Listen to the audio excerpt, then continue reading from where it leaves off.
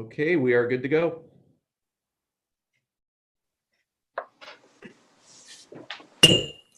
We call to order the meeting of the San Ramon Planning Commission for January 5th, 2021. Before roll call, to start off the new year on a proper footing, we'd like to get some words of legal wisdom for our city attorney, Ms. Poon. You have the floor. Thank you, Chair Wallace. Prior to roll call, I would like to make clear for the record of this meeting, and it should be reflected in the minutes, that the governor has issued executive orders relaxing the requirements pertaining to remote meetings under the Brown Act. The executive orders authorize this planning commission to hold public meetings by teleconference during the COVID-19 crisis. I previously went over the specific provisions of the Brown Act that have been temporarily amended or suspended in order to allow for this meeting to take place by teleconference. And this meeting will comply with all such provisions. Madam Recording Secretary, it would now be appropriate for you to conduct roll call, after which I would ask the chair to recognize me in order to confirm certain matters for the record. Thank you. Thank you. All right, roll call. Commissioner Alpert. Here. Commissioner Frank. Here. Commissioner Marks. Here. Vice Chair Kuznick. Here.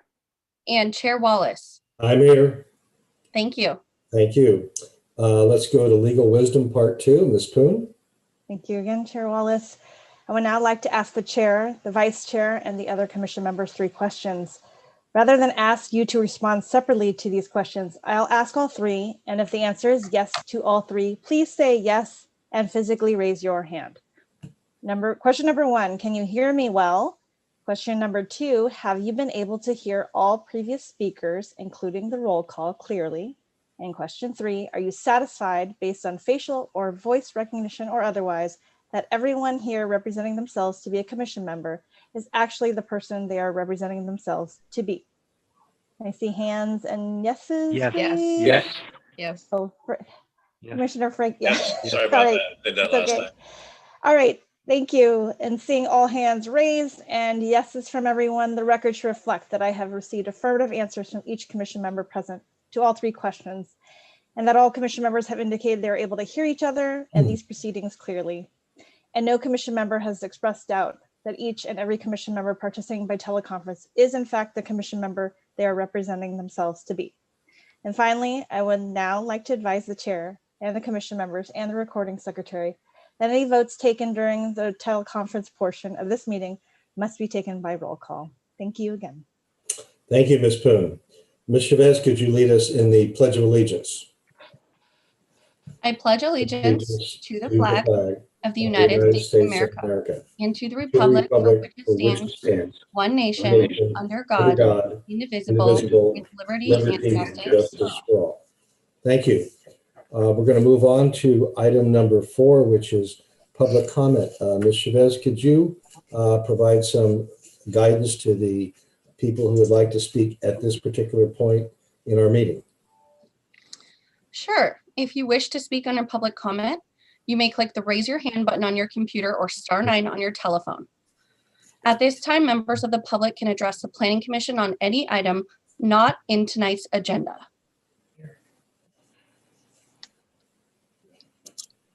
And I'm just going to see if we have any hands raised at the moment. And as a reminder, this is for items not on the agenda.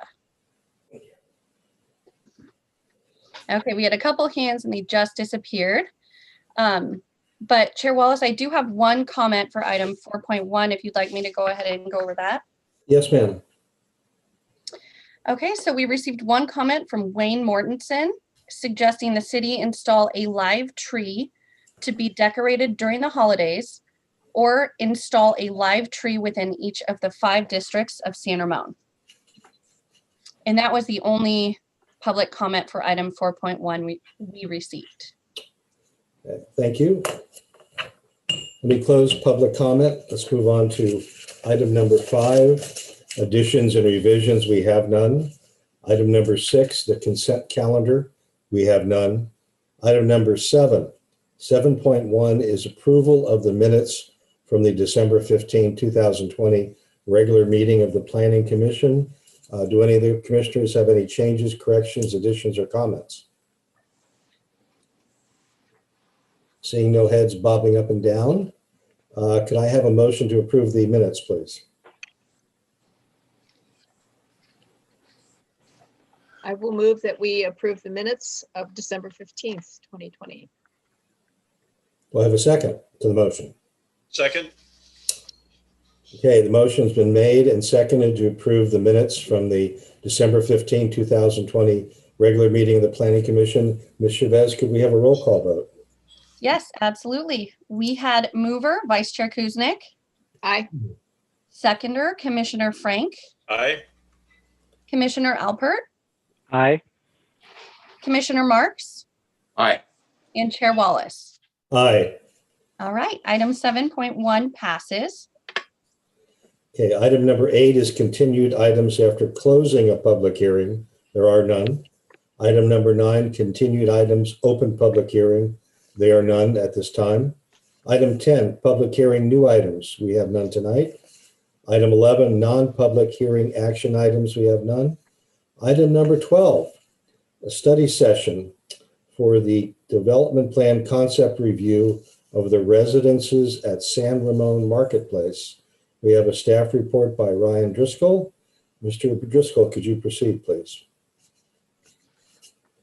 Good evening, Planning Commissioners.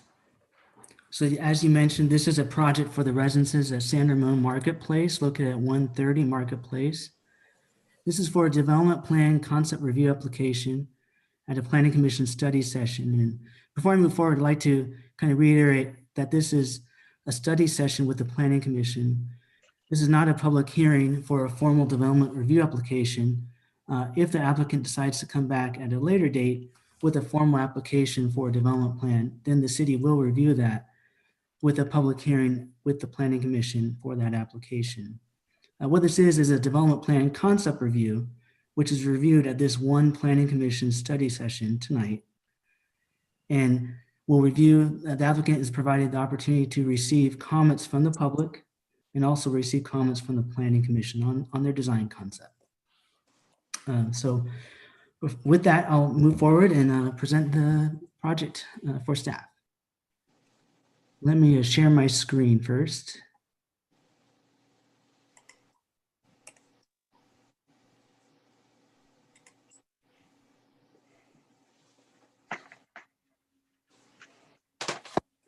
All right, I believe you can see the screen, the presentation, correct?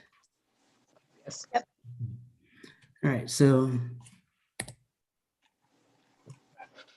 the subject property is located at the marketplace. It's a 12.47 acre parcel as identified on the map here. The general plan designation is mixed use. The zoning district is mixed use, MU for short.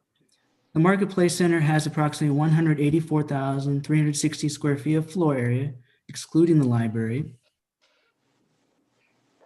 A little bit of background. The Marketplace was approved by Contra Costa County in 1986. It was annexed the next year in 87 into the city of San Ramon. In 98 and 2000, the Planning Commission approved building additions for the existing Nob Hill Foods and CVS pharmacy tenant spaces. And in 2019, the zoning administrator approved a building addition, exterior modifications and signage for the existing Trader Joe's tenant space. On November 20th, 2020, the applicant submitted the proposed development plan concept review application under review with the study session tonight. So the applicant's proposal includes several things. First, it includes a parcel map to subdivide the existing 12.47 acre property into 3 new parcels. The first parcel will be a residential parcel at 3.5 acres in size in this light yellow area here, parcel 1. The second parcel is a proposed commercial parcel in the middle, this kind of tan color, 3.49 acres in size. It includes the surface parking lot area and this existing retail. The third parcel is a remainder parcel of 5.48 acres in size, and it's this kind of light green area surrounding it, and it includes parking and commercial spaces in this area. Now, it's important to note the project area for this concept review is 6.99 acres in size, and that includes parcels 1, the residential parcel, and parcel 2, the commercial parcel in the middle. It does not include the third remainder parcel. The applicant's proposal would demolish approximately 57,500 square feet of existing tenant space, which includes the Nob Hill Foods, Starbucks, Sports Clips, cleaners, and a pharmacy. It would also demolish a portion of the existing service parking lot area in the shopping center. And then it would also construct a new 284 unit apartment building wrapped around a 454 space parking structure. This building would include a pool, fitness center, and amenities. It'd be 5 stories tall, about 55 feet, 8 inches in height. It would include 42 studio units, 148 one-bedroom units, and 94 two-bedroom units. The applicant would be exercising the state density bonus law, which I'll be describing a little further in this presentation in more detail. And it would include 32 below market rate or BMR rental units in the development. And of those 32, 23 units would be very low income category households, and 9 units would be for low income category households. The applicant's proposed site plan and first floor plan is shown here on this slide. The brown kind of pathway here, this would be the main vehicle access point. It's new, that would be shared between the existing commercial, go to the existing commercial parking lot, and also provide a new entrance and exit into the proposed parking structure in residential building. There'd also be a second entrance for vehicles and pedestrians at the existing marketplace intersection here.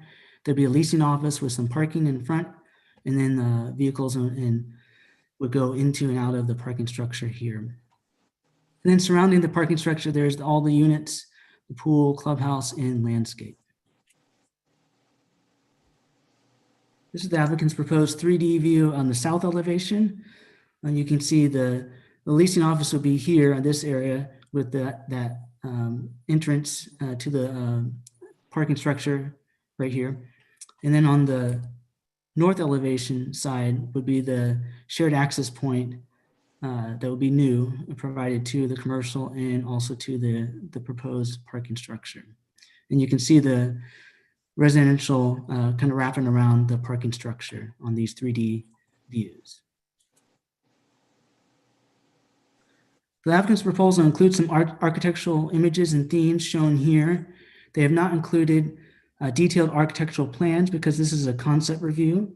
If they do come back for a formal application, for a development plan application, they will have to submit detailed architectural plans that will be reviewed with the Architecture Review Board in Planning Commission. But this is to give an idea of what the proposed architecture may look like with this concept. In terms of zoning development standards, the next 2 slides provide the mixed-use development standards and also indicate what the proposed project would be providing for each standard. I'm not going to go through each one of these, but I'll call out a few of them. The first is that there's a front yard setback, minimum front yard setback of 15 feet required in the mixed-use zoning district, and the proposed project would be providing 6 feet 6 inches on the front yard setback near the leasing office along Marketplace. So it does not comply currently with that standard. Additionally, there's a side, interior, and rear setbacks that are not determined on the project plan, so that we'll need more information from the applicant if they decide to come back for a formal application and provide those details so we can determine if it complies with the setback standards. In terms of height, the mixed-use zoning district allows up to 60 feet in height, and it's limited by the daylight plane requirements and height limits in the zoning ordinance. The proposed project would provide a height up to 55 feet 8 inches to the roof, and it's not determined on the project plans at this point the applicability of the daylight plane requirements. We will need more information from the applicant on their formal application submittal to determine the applicability of those daylight plane requirements. In terms of residential density, the mixed-use residential zone allows 14 to 30 dwelling units per acre. The proposed project would provide 30 dwelling units per acre without the density bonus. And with the density bonus, they would be providing 40.6 dwelling units per acre. And it's important to note that Both of these calculations are based upon the project area. And that project area, again, is both parcels 1 and 2, that's 6.99 acres in size. The floor area ratio standard for the mixed use zone is 0.70 maximum, and the proposed project would have 0.695 FAR. And again, that's based on the proposed project area of 6.99 acres for parcels 1 and 2. And in terms of parking, the proposed project is required to provide 378 minimum parking spaces for the residential uses. And the proposed project would be providing that 378 spaces on site in the parking structure. It's also required to provide 71 minimum parking spaces for guests, and they would be exceeding that with their proposal by 5 with 76 guest parking spaces. In terms of non-residential parking requirements, including the San Ramon Library, staff has done a preliminary calculation of 573 spaces for those, and it's undetermined on the project plans provided by the applicant for this concept, whether that is complied with. So again, we'll need more information from the applicant to determine whether they comply with that standard or not. The general plan includes a policy 46I26 that relates to the marketplace. The marketplace is actually the area shown in the light blue on this map. And it also discusses the Orchard Supply Center, and that's the outlined area in red. The Orchard Supply Center used to be Orchard Supply. Now the primary tenant is Sports Basement. And so this policy gets at encouraging the joint redevelopment and providing some type of master plan analysis for these two areas. And that analysis would need to include things such as features that could facilitate improved circulation between these two properties and areas, improved access, improved visibility, and these types of things that could broaden the mix of uses and better support successful retail on one or both sites. The proposed concept review doesn't provide this analysis, but again, the applicant will be required to provide this analysis and respond to this policy at the time of a formal application submittal. One thing the applicant could look at is maybe looking at pedestrian or bicycle access between the Ironhurst Trail, the Orchard Supply property, and the Marketplace Center, and how that would interact with connection in the proposed project and any future development on these areas. So the city has an inclusionary housing ordinance. It was adopted in April 2019 by the council, and this proposed project is required to provide 15% or more of the base residential units at below market rate units or BMR units based on the inclusionary housing ordinance. Furthermore, then those 15% are then split 50-50 between very low and low income category households. And the applicant may increase the level of affordability for their project.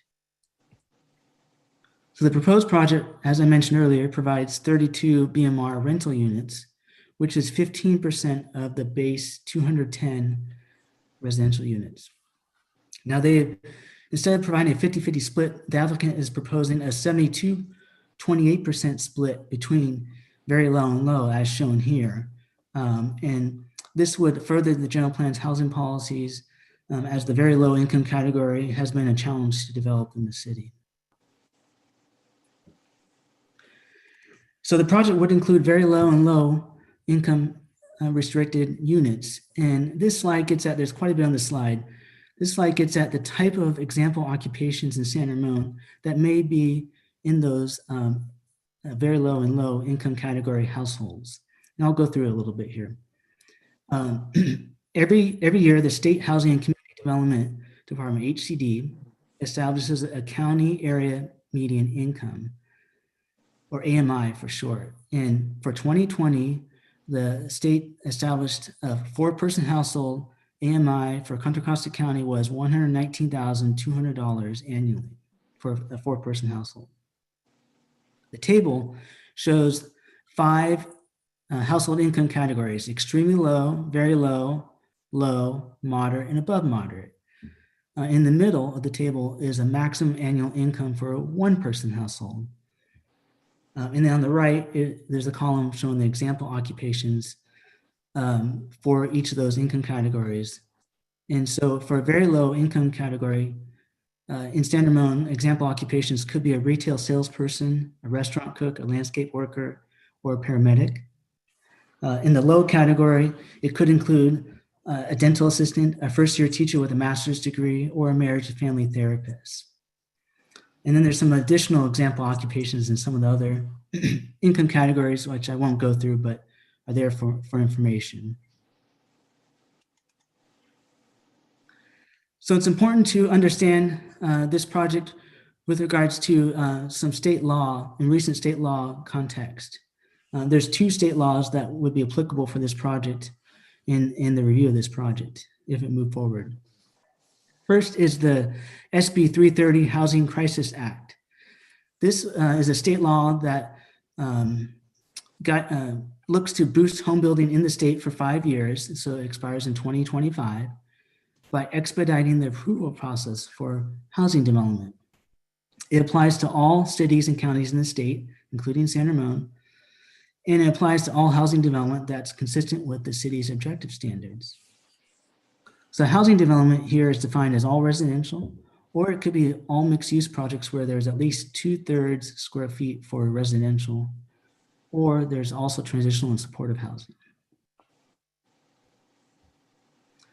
So there are some impacts to the city's review as it relates to SB 330.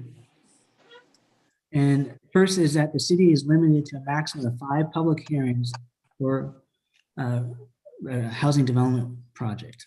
Now here, public hearing is broadly defined.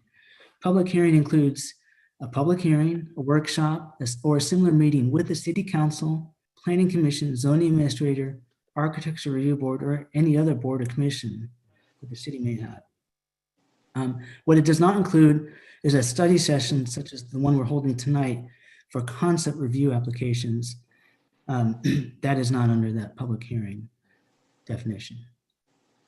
Additionally, SB 330 establishes a preliminary application completeness review process that the applicant may decide to go through to lock in rules and regulations and fees earlier than our standard completeness review process. Also, SB 330 requires a reduced timeline for a standard application review process if we go through that with this proposed application. And lastly on this slide, SB 330 requires a reduced time to approve or disapprove a project. They are limited to 60 days for a negative declaration or CEQA exempt project, or 90 or 180 days following the certification of an environmental impact report. So SB 330 also states that if a housing development project that complies with the city's objective standards is denied by the city, then the burden of proof is on the city to demonstrate the project would have specific adverse impact on the public health and safety. And there's a very detailed definition here for specific adverse impact. I won't go through, but the key point is that it's related to public health and safety standards. And what's not included is in that criteria is welfare of the community for denial. Things like aesthetics for a project are not considered a criteria for denial. Also, there must be no feasible method to mitigate or avoid an identified adverse impact. Additionally, SB 330 does establish fines. There are fines of $10,000 to $50,000 per unit that would be paid by the city if the court determines there's an inappropriate denial, and the court may end up approving the project anyway. So that's SB 330. Next, there's a few slides here for state density bonus law. And as I mentioned, the applicant would be exercising the state density bonus law for this project. The state density bonus law, it provides incentives to facilitate, expedite, and remove barriers for the construction of affordable housing. It overrides city laws that restrict development and it results in state law superseding city authority. The proposed project is eligible for a 35% density bonus based on providing at least 11% of the units for very low income. So in addition to this density bonus, the state density bonus law also affords a few other items for applicants. It includes concessions and incentives. It allows up to 3 concessions and incentives based on a sliding scale. For this proposed project, at least with this concept review, it would be actually 2 concessions and incentives. And a concession and incentive is defined as any reduction in development standards or modifications of zoning and architectural design requirements such as height, setback, or lot coverage requirements. And it also could include other regulatory incentives or concessions that result in identifiable and actual cost reductions. The applicant has not identified any concessions or incentives with this concept review, but if they decide to move forward and apply with a formal application, they would have to identify, if there are any, at the time of their formal application submittal. The state density bonus law also establishes waivers. There would be an unlimited number of waivers, and they are not counted as a concession or incentive. Now they're similar, they're slightly different. Waivers are defined as any development standard such as a height, setback, or floor area ratio or lot coverage that would physically preclude the construction of the project at the permitted density with the state density bonus and a concession or incentive. So in other words, if the project was granted a concession or incentive, and it still did not meet the permitted density under the state density bonus law, that 35%, then the applicant could request a waiver of that development standard. So the applicant, again, like concessions and incentives, they have not identified any waivers for this concept review. And if they do identify them, they would have to identify them with their formal application submittal in the future. Additionally, the state density bonus law states that it limits city discretion. It states that city cannot require any other discretionary approval, such as general plan amendments or a use permit, or these concessions, incentives, or waivers. The burden of proof is also on the city for denial of any requested concession, incentive, or waiver. And there's specific findings for these denials. And the findings would have to include an adverse impact on public health, safety, or physical environment, or historic resources with no feasible mitigation. The state density bonus law, however, it does allow the city to request reasonable documentation from the applicant to determine eligibility of the state density bonus law and its concessions and incentives and waivers.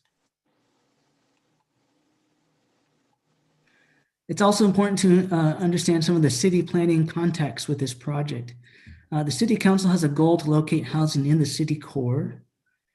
In the marketplace shopping center, it is within the city center priority development area. The map on this slide shows the priority development area in brown here. And the marketplace is also within the proposed walking district, and it's within walking distance to the Ironhurst Trail, Central Park, the San Ramon Library, and City Center. Lastly on this slide, it's important to understand the context of the regional housing needs allocation, or RHNA. The city is anticipating a significant increase in the housing units that the city is required to plan for during the next 8-year RHNA cycle, which is from 2023 to 2031. It's an 8-year cycle. Currently, the city has planned for 1,417 housing units in our current cycle. And from the Regional Planning Agency, the current draft allocation is 5,111 units for the new 8-year RHNA cycle through 2031 that the city would have to plan for during those 8 years. And so this project at the marketplace would help the city achieve those goals of providing the region's housing and also the city's housing and meet those RHNA numbers. Also, it's important to note the city approved the City Walk Master Plan recently for 4,500 residential housing units. And it's important to note that that project is on a much longer timeline horizon of 25 to 27 years for those housing units, much longer than the 8-year RENA cycle through 2031. So while some of those will be built through that, probably the upcoming RENA cycle, there will be some that will be built beyond the 2031 RENA cycle. So some considerations for the applicant on this project to consider is that it needs to be consistent with the mixed-use general plan policies. It needs to be compatible with the surrounding development. They'll have to take into consideration the setback and daylight plane or development standards. They'll have to identify any waivers, concessions, or incentives under the state density bonus law. They'll need to provide drainage and stormwater treatment plans. There are some utility easements on the property that would need to be relocated due to the proposed building location with this concept review. And additional analysis will be required for the proposed marketplace intersection, which is very close to an existing mid-block crosswalk on Marketplace. So those are a few items that the applicant will need to consider. And finally, staff has included several discussion questions, 5 of them, here on this slide, and they're in the staff report for the commission to consider and provide comments to the applicant and staff. I can bring these up later when we come back to the discussion with the Planning Commission, because next we'll have the applicant's presentation. But these are the discussion questions for the commission to consider tonight. And so with that, I will turn it back over to the commission. Thank you, Mr. Driscoll. Before we ask the staff any questions, does the applicant want to make some comments, after which time I'll open it up to questions, either staff or the applicant?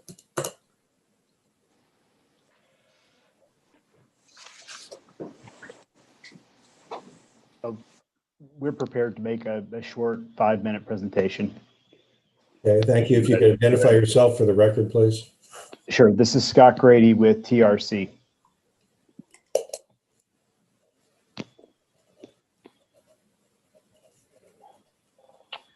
Give me just a Mr. moment. Driscoll, if you could take down the. Yeah, give me just a moment. I need to figure out my screen sharing and get that presentation. Just a moment.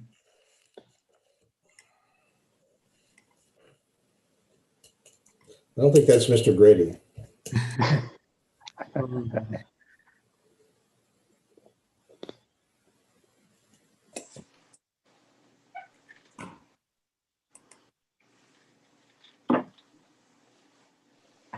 Okay, thanks, Ryan. That was a great presentation.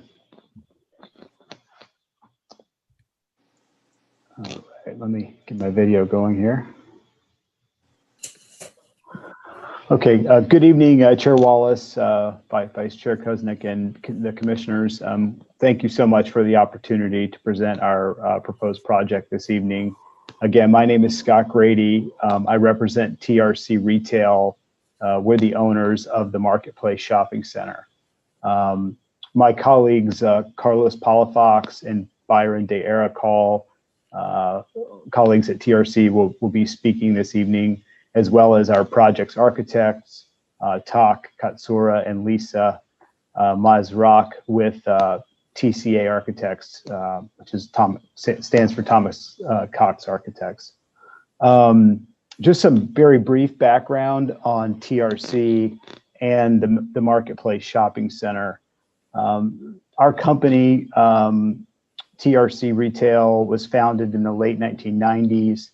We own approximately 30 commercial properties in California, about 10 of those in the Bay Area. Our company is headquartered in Southern California in Orange County, and we have a regional office in San Ramon, actually at the Marketplace Shopping Center. And that's where we manage all of our Northern California properties. We manage, self-manage, develop all of our properties. We have a very stable source of capital, which positions us to invest with a long-term vision. We're not a flipper type of owner developer. We hold on to our properties generally for longer periods of time. We have owned the Marketplace Shopping Center for approximately 20 years. Our employees work there every day. We understand the shopping center's vital role in the community. And it's really important that we position, the retail center in such a way that it will be successful for years to come in the ever evolving retail environment that we're all, continuing to understand.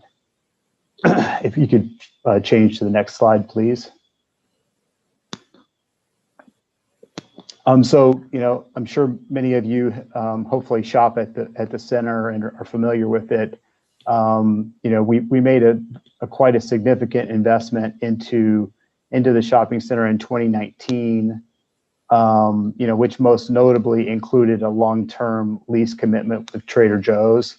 Our partnership with Trader Joe's included a multi-million-dollar investment from TRC to enlarge and improve a building which was previously, chronically vacant.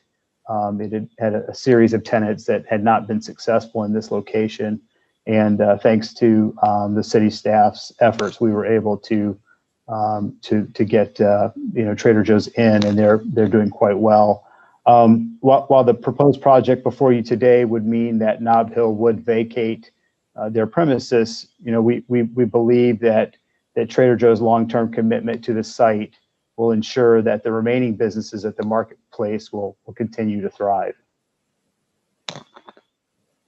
And I'll turn it over now to introduce my colleague Carlos Palafox to talk a little bit about some of our other investments. You can advance the slide, please. Good evening, commissioners. TRC has also been a long-term developer and owner of other shopping centers in Northern California. We currently own 10 shopping centers in the Bay Area, including 2 other centers in Contra Costa County, the shops at Todos Santos and Concord, and the orchards at Walnut Creek.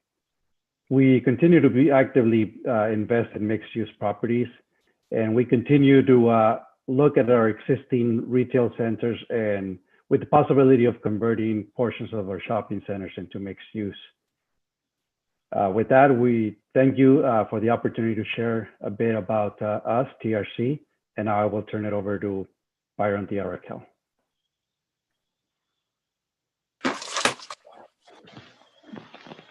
Great, thank you, Carlos. Commissioners, can you all hear me?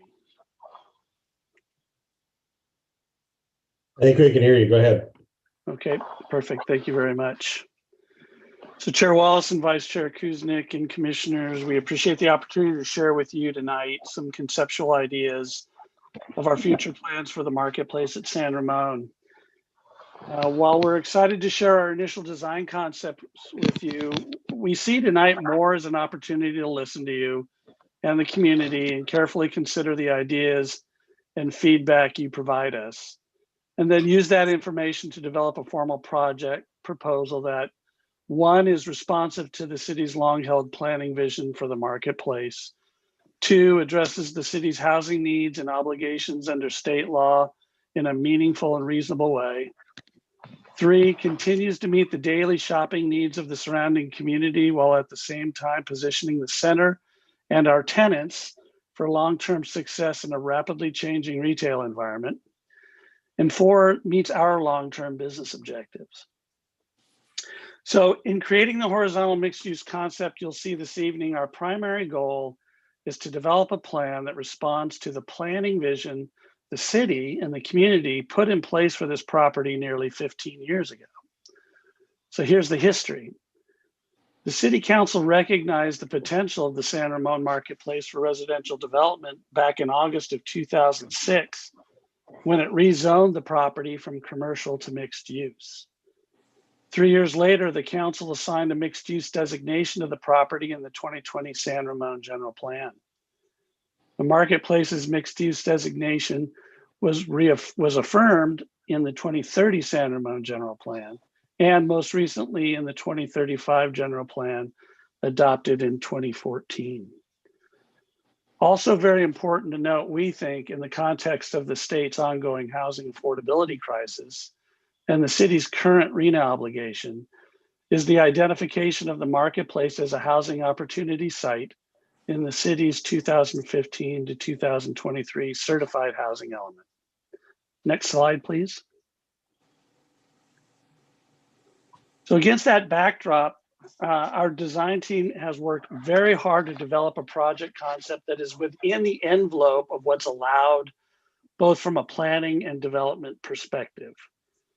We believe the concept plan before you tonight, one, responds to and is consistent with the city's general plan relative to the mixed use designation of the marketplace property.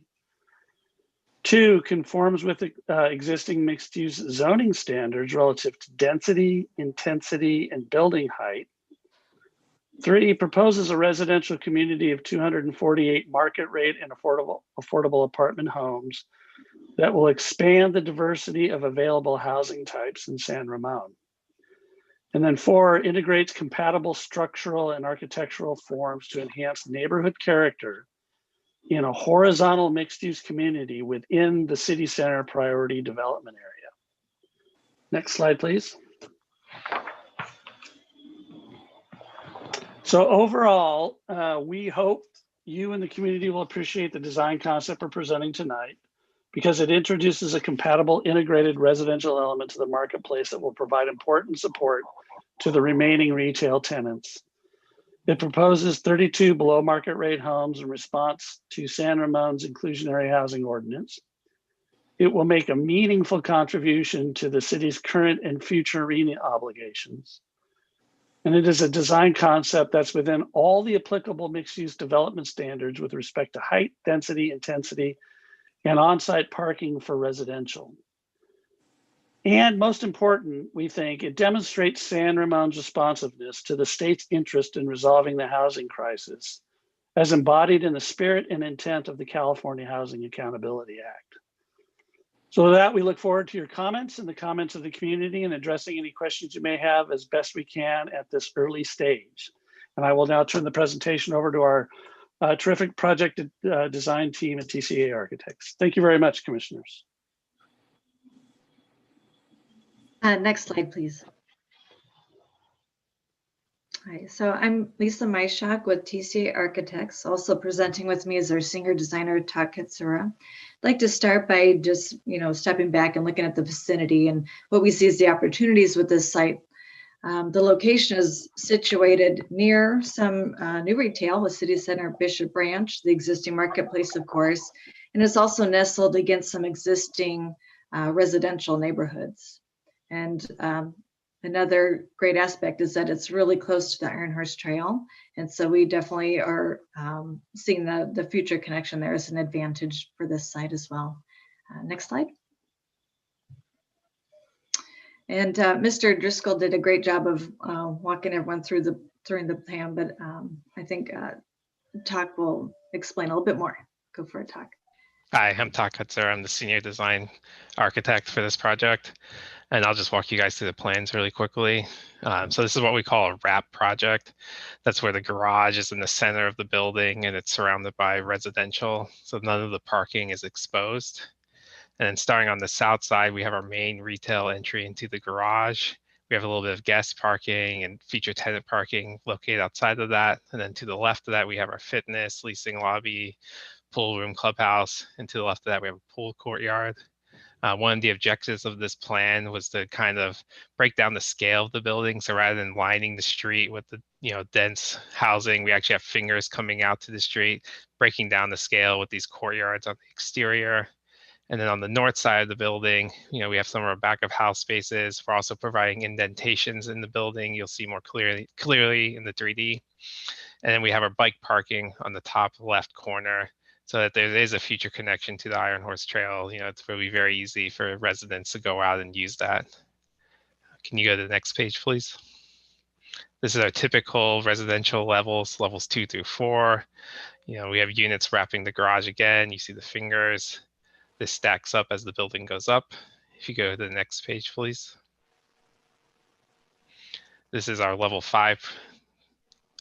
On the south side, you'll see we removed a couple units onto the building to create a roof deck and a little amenity space. This also helps break down the scale of the building to the surrounding residential units. Next page, please. Here are the sections through the building. On the top section, starting on the left, you can see the comparison to the existing retail center. We're a tall building, but we're below the 60-foot height limit allowed on this site. And if you look at the bottom section, you can see the comparison to the existing 2-story retail across the street. And you can see on the left-hand side where we remove the unit again to create that roof deck to help bring down the scale of our project to the street. Now I'll hand it back to Lisa. Sure.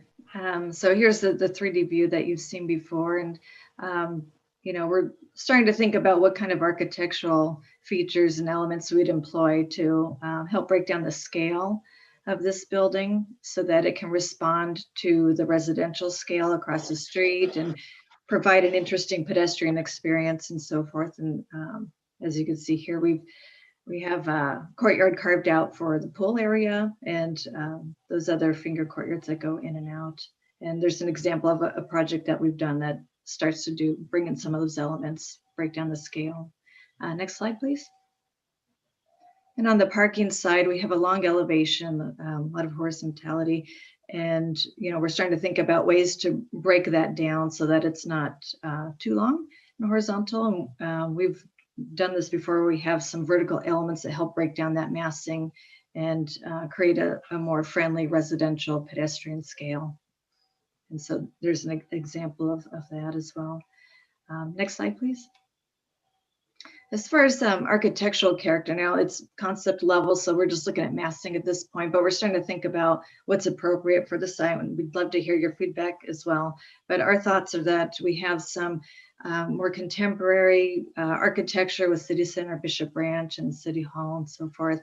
And then there's more traditional residential architecture, and so we're thinking of more of a warm contemporary feel, starting to use some elements to changing materials, breaking down of massing and so forth to bring down the scale again and to make it friendly and a nice residential experience. Next slide. And here's another example of courtyard and the type of scale that we're envisioning could be appropriate for this. Next slide. And so, yeah, that's the end of our presentation. So I'll send it back to the city.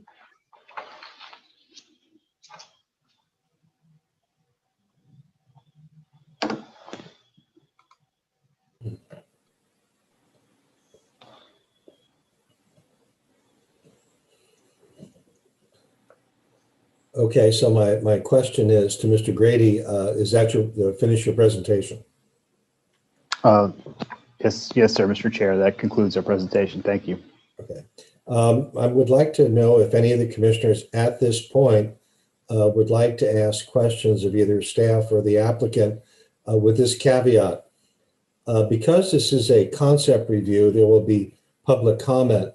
Although it's not required, it is my intention to allow the applicant to make comments after the public comment period, at which time the commissioners will then have an opportunity to ask the applicant any questions.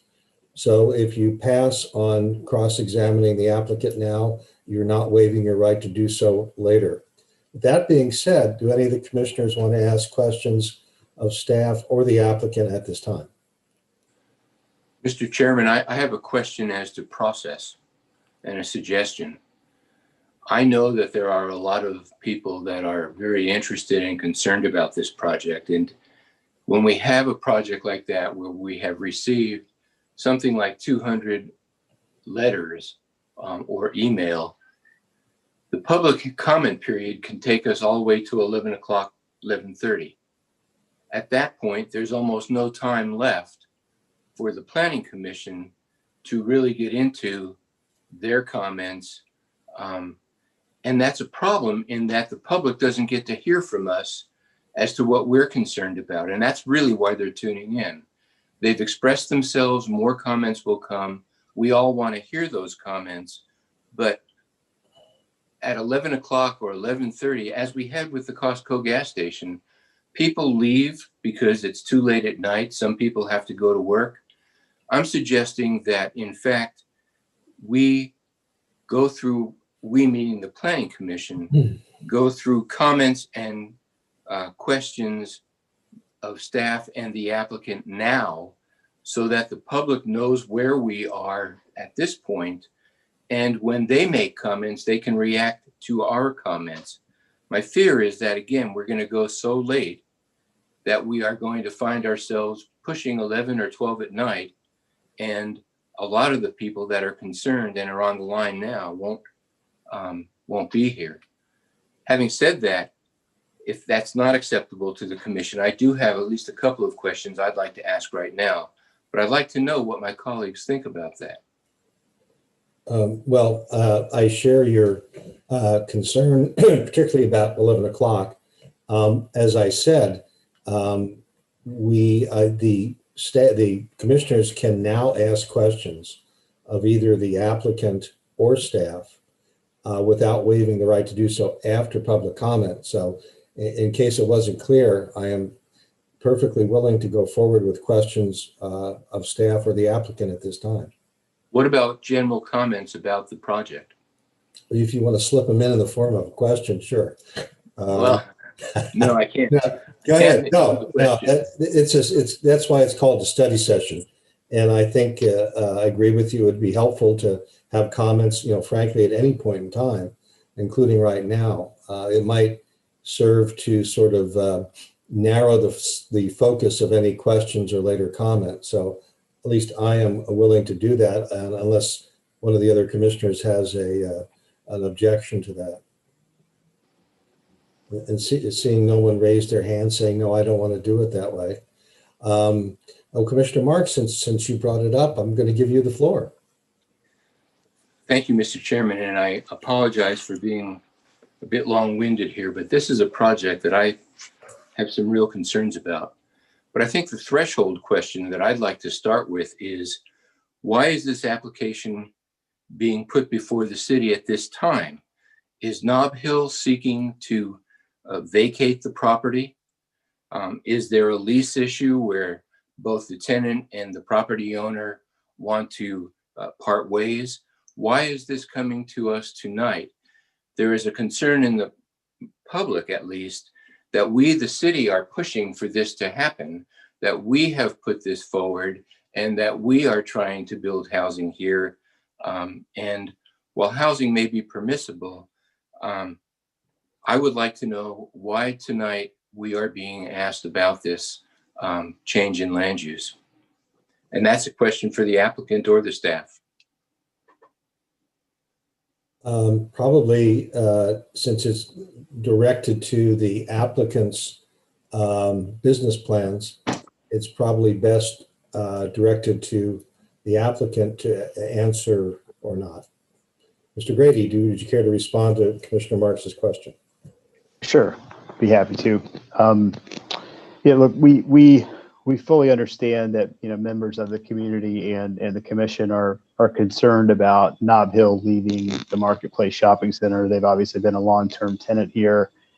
We have had extensive discussions with Nob Hill over the last several years with the goal of maintaining an economically viable grocery store, that will provide a valuable amenity to the community and help generate traffic, to contribute to the success of the other retailers. I mean, the health of the shopping center is paramount to us. And, unfortunately, our existing lease with Nob Hill includes a strict confidentiality agreement, which precludes us from disclosing or discussing the terms of their lease and the nature of these discussions that we've been having with them. So as unsatisfying as that may be, I just can't talk about it. But we are happy to report, as I've mentioned, that we've signed a long-term lease with Trader Joe's. We've spent millions of dollars to improve and expand their building, and we do believe that Trader Joe's will continue to drive sales and traffic to the center, to the benefit of the other businesses, and also to the benefit of the city in the form of increased sales taxes. That's really, Well, really I do respect the what we fact can that say. I do respect the fact that you have confidentiality issues, but I want to make clear this is happening now not because of anything the city is involved in or that the city has put forward. This is something between the property owner and the tenant. And so for those members of the public that are concerned that the city is behind this, that is simply not the case. My next question is really probably appropriate for staff, and that is, who owns the property that includes the sports basement building and the other small businesses that are a part of the overall marketplace area? And what is the zoning on that property?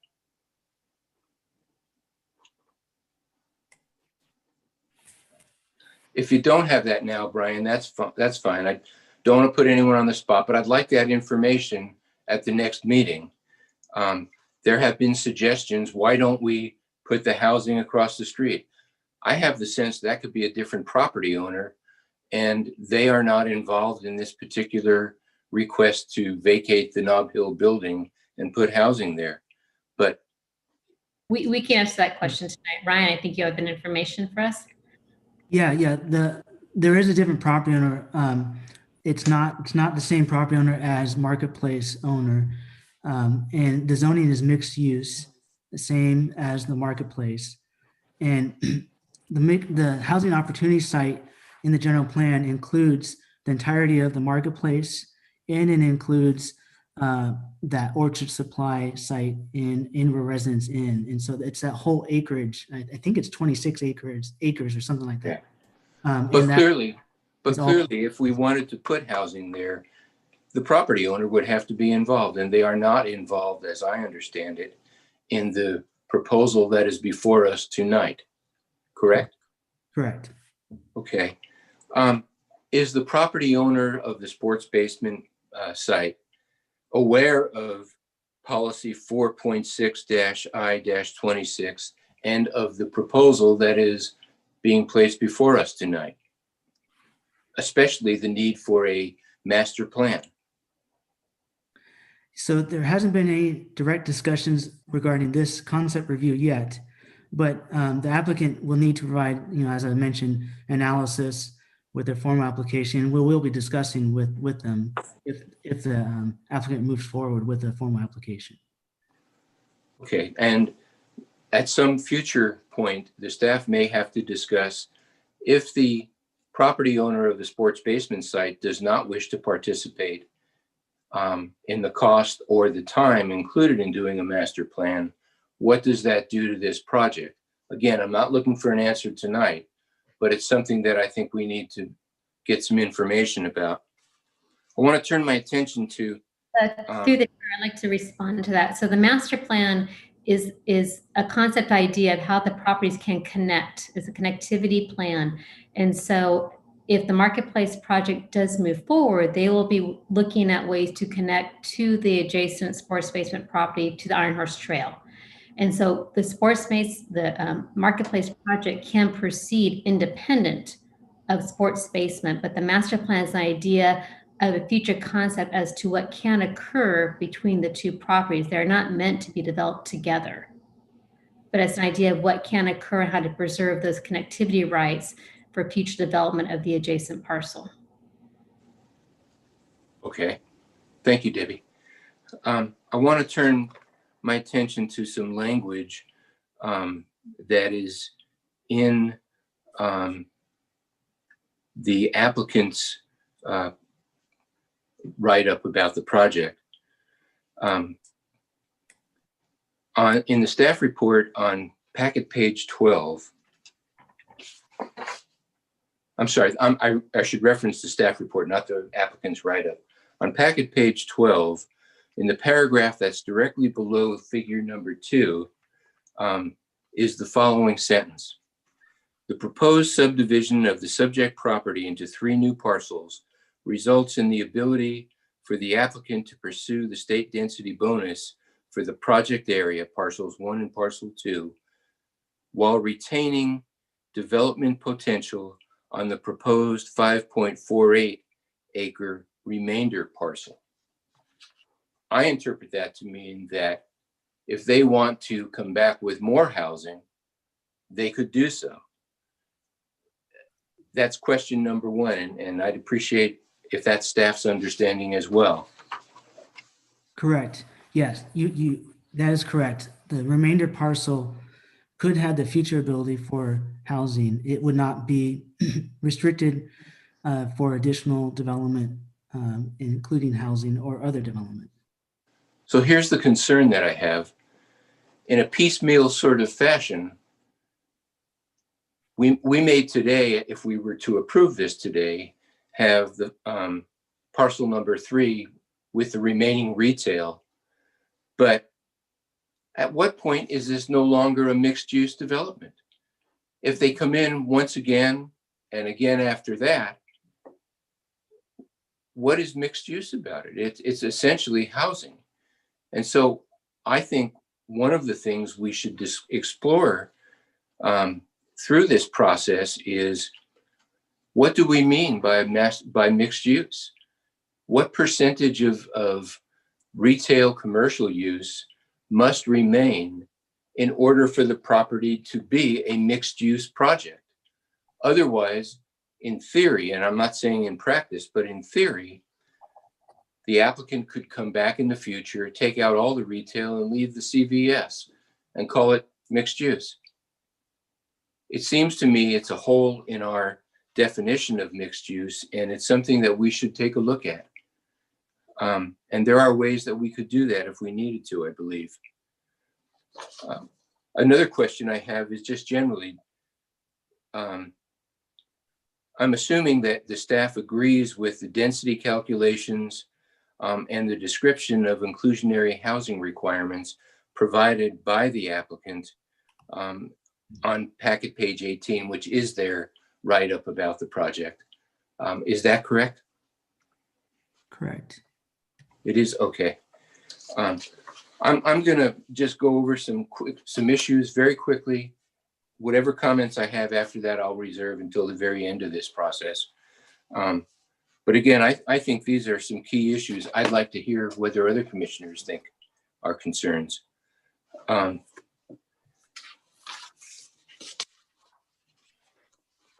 first comment I would have is neighborhood context. This project is out of scale with the area.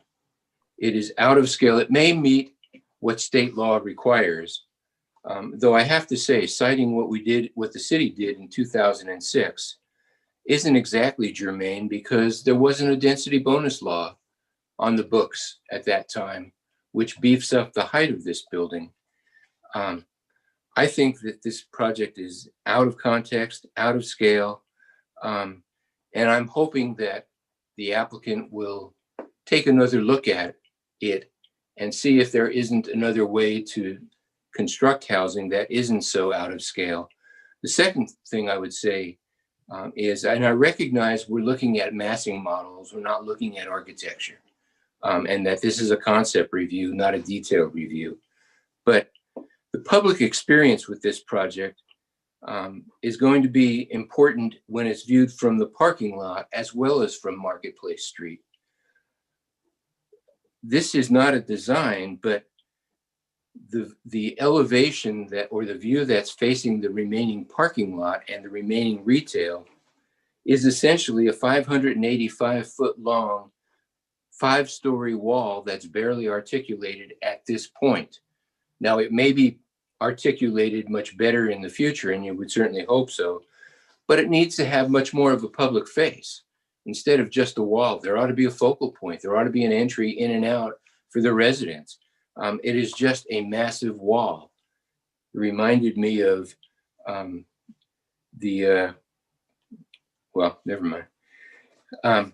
With regard to setbacks, the property line setbacks, even the minimum that we anticipated of 15 feet for buildings that were never anticipated to be as large as this, even those weren't met. That's totally unacceptable. You know, it used to be the practice in architecture that as a building rose in height, the setbacks deepened. Here, they don't even get met. And so I don't see any way that we could approve this thing with the setbacks proposed. And I'm hoping, especially along Marketplace Street where the residential apartments and condominiums are, that a much better setback is put forward. Related to setback, I'll talk about the depth of the setback for landscaping. The landscaping that would be allowed, even with 15 feet up against a 55-foot tall building, is minimal. This area, particularly along Marketplace Street, should have a deep landscape area that has trees planted in 2 rows at 15-foot centers at a minimum, offset at 15 feet. But again, the setbacks are not appropriate to the building that's being approved, I don't think. So those are the comments I'll make at this time, and I appreciate everyone's patience. I simply want to say in closing at this time that I know we are in the very beginning here. I hope the applicant shows some flexibility. This is a well-established neighborhood, and this building is very different than anyone ever anticipated for this property. And it behooves the applicant to, I think, pay more attention to what the neighborhood is like than this massing model demonstrates. Thank you, Commissioner Marks. Would any other commissioners like to follow up with Commissioner Marks? Vice Chair Kuznick, you have the floor. Thank you. I have a couple of quick questions, and I'll throw in my comment briefly. So one of the things that I didn't understand, and perhaps this is really directed to the staff, is that in order to get to the density numbers that are being proposed as 284, it requires that they account for the nearly 3 acres of 3.49 of basically parking lot, which is parcel number 2, to make the 6.9, which gets them to the density numbers, which to the lay person seems like playing a little fast and loose with what is designed to be density numbers. I mean, it seems like if you're going to just hold on to a parking lot and say, well, I got 3.5 acres, so I can build this other structure on a postage stamp lot, and then, you know, abide by the letter of the law. So that was one question. But I also want to say is that one of the chief concerns that, you know, my first couple of passes through this concept design was how, in comparison to how much time this planning commission has spent in reviewing other large scale projects that deal with our housing needs, and the look, how much time we spent on City Walk and the idea of activated streets and focal points and making it walkable. And same with the design standards we approved for what we were calling the Crow Canyon specific plan, this idea of you know, neighborhoods being walkable and you know, something, the street activated sense of this. And this concept is as far removed in at least my first pass of this than those two other sizable areas of future housing. And so, I mean, that's a big deal. And the other thing is when we looked at 4,500 units for City Walk, very close by, I very early on in this process, my point was, that's great, you can walk to the grocery store. I think when you start actually inhabiting those units and you have a much more robust population, they're going to want a bigger grocery store than just Trader Joe's. I mean, I know we walked by there the other day, there's a line down the block. Yes, we're on COVID restrictions, but you start adding, you know, 9,000 people, that store is not big enough, and people will have really needed a full-size, full-serve grocery store in my humble shopping experience.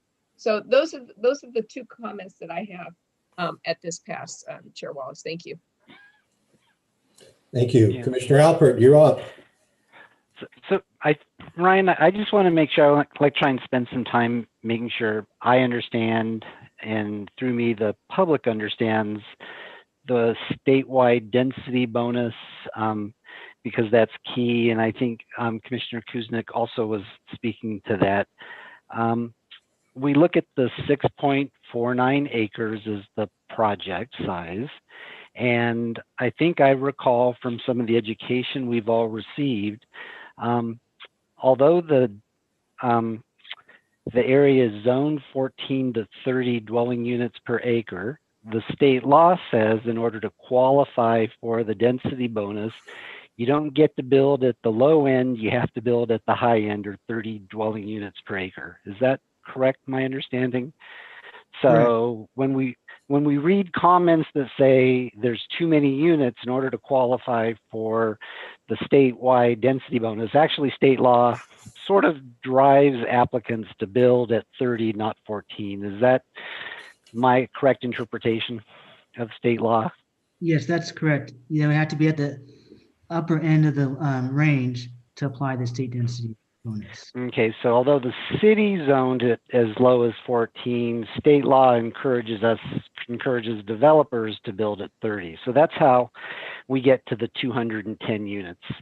And when we're at 210, then applicants can now qualify for the density bonus. Is that they can then start to do things to qualify for density bonus. Is that correct? Part of it, they have to provide a certain affordability level too.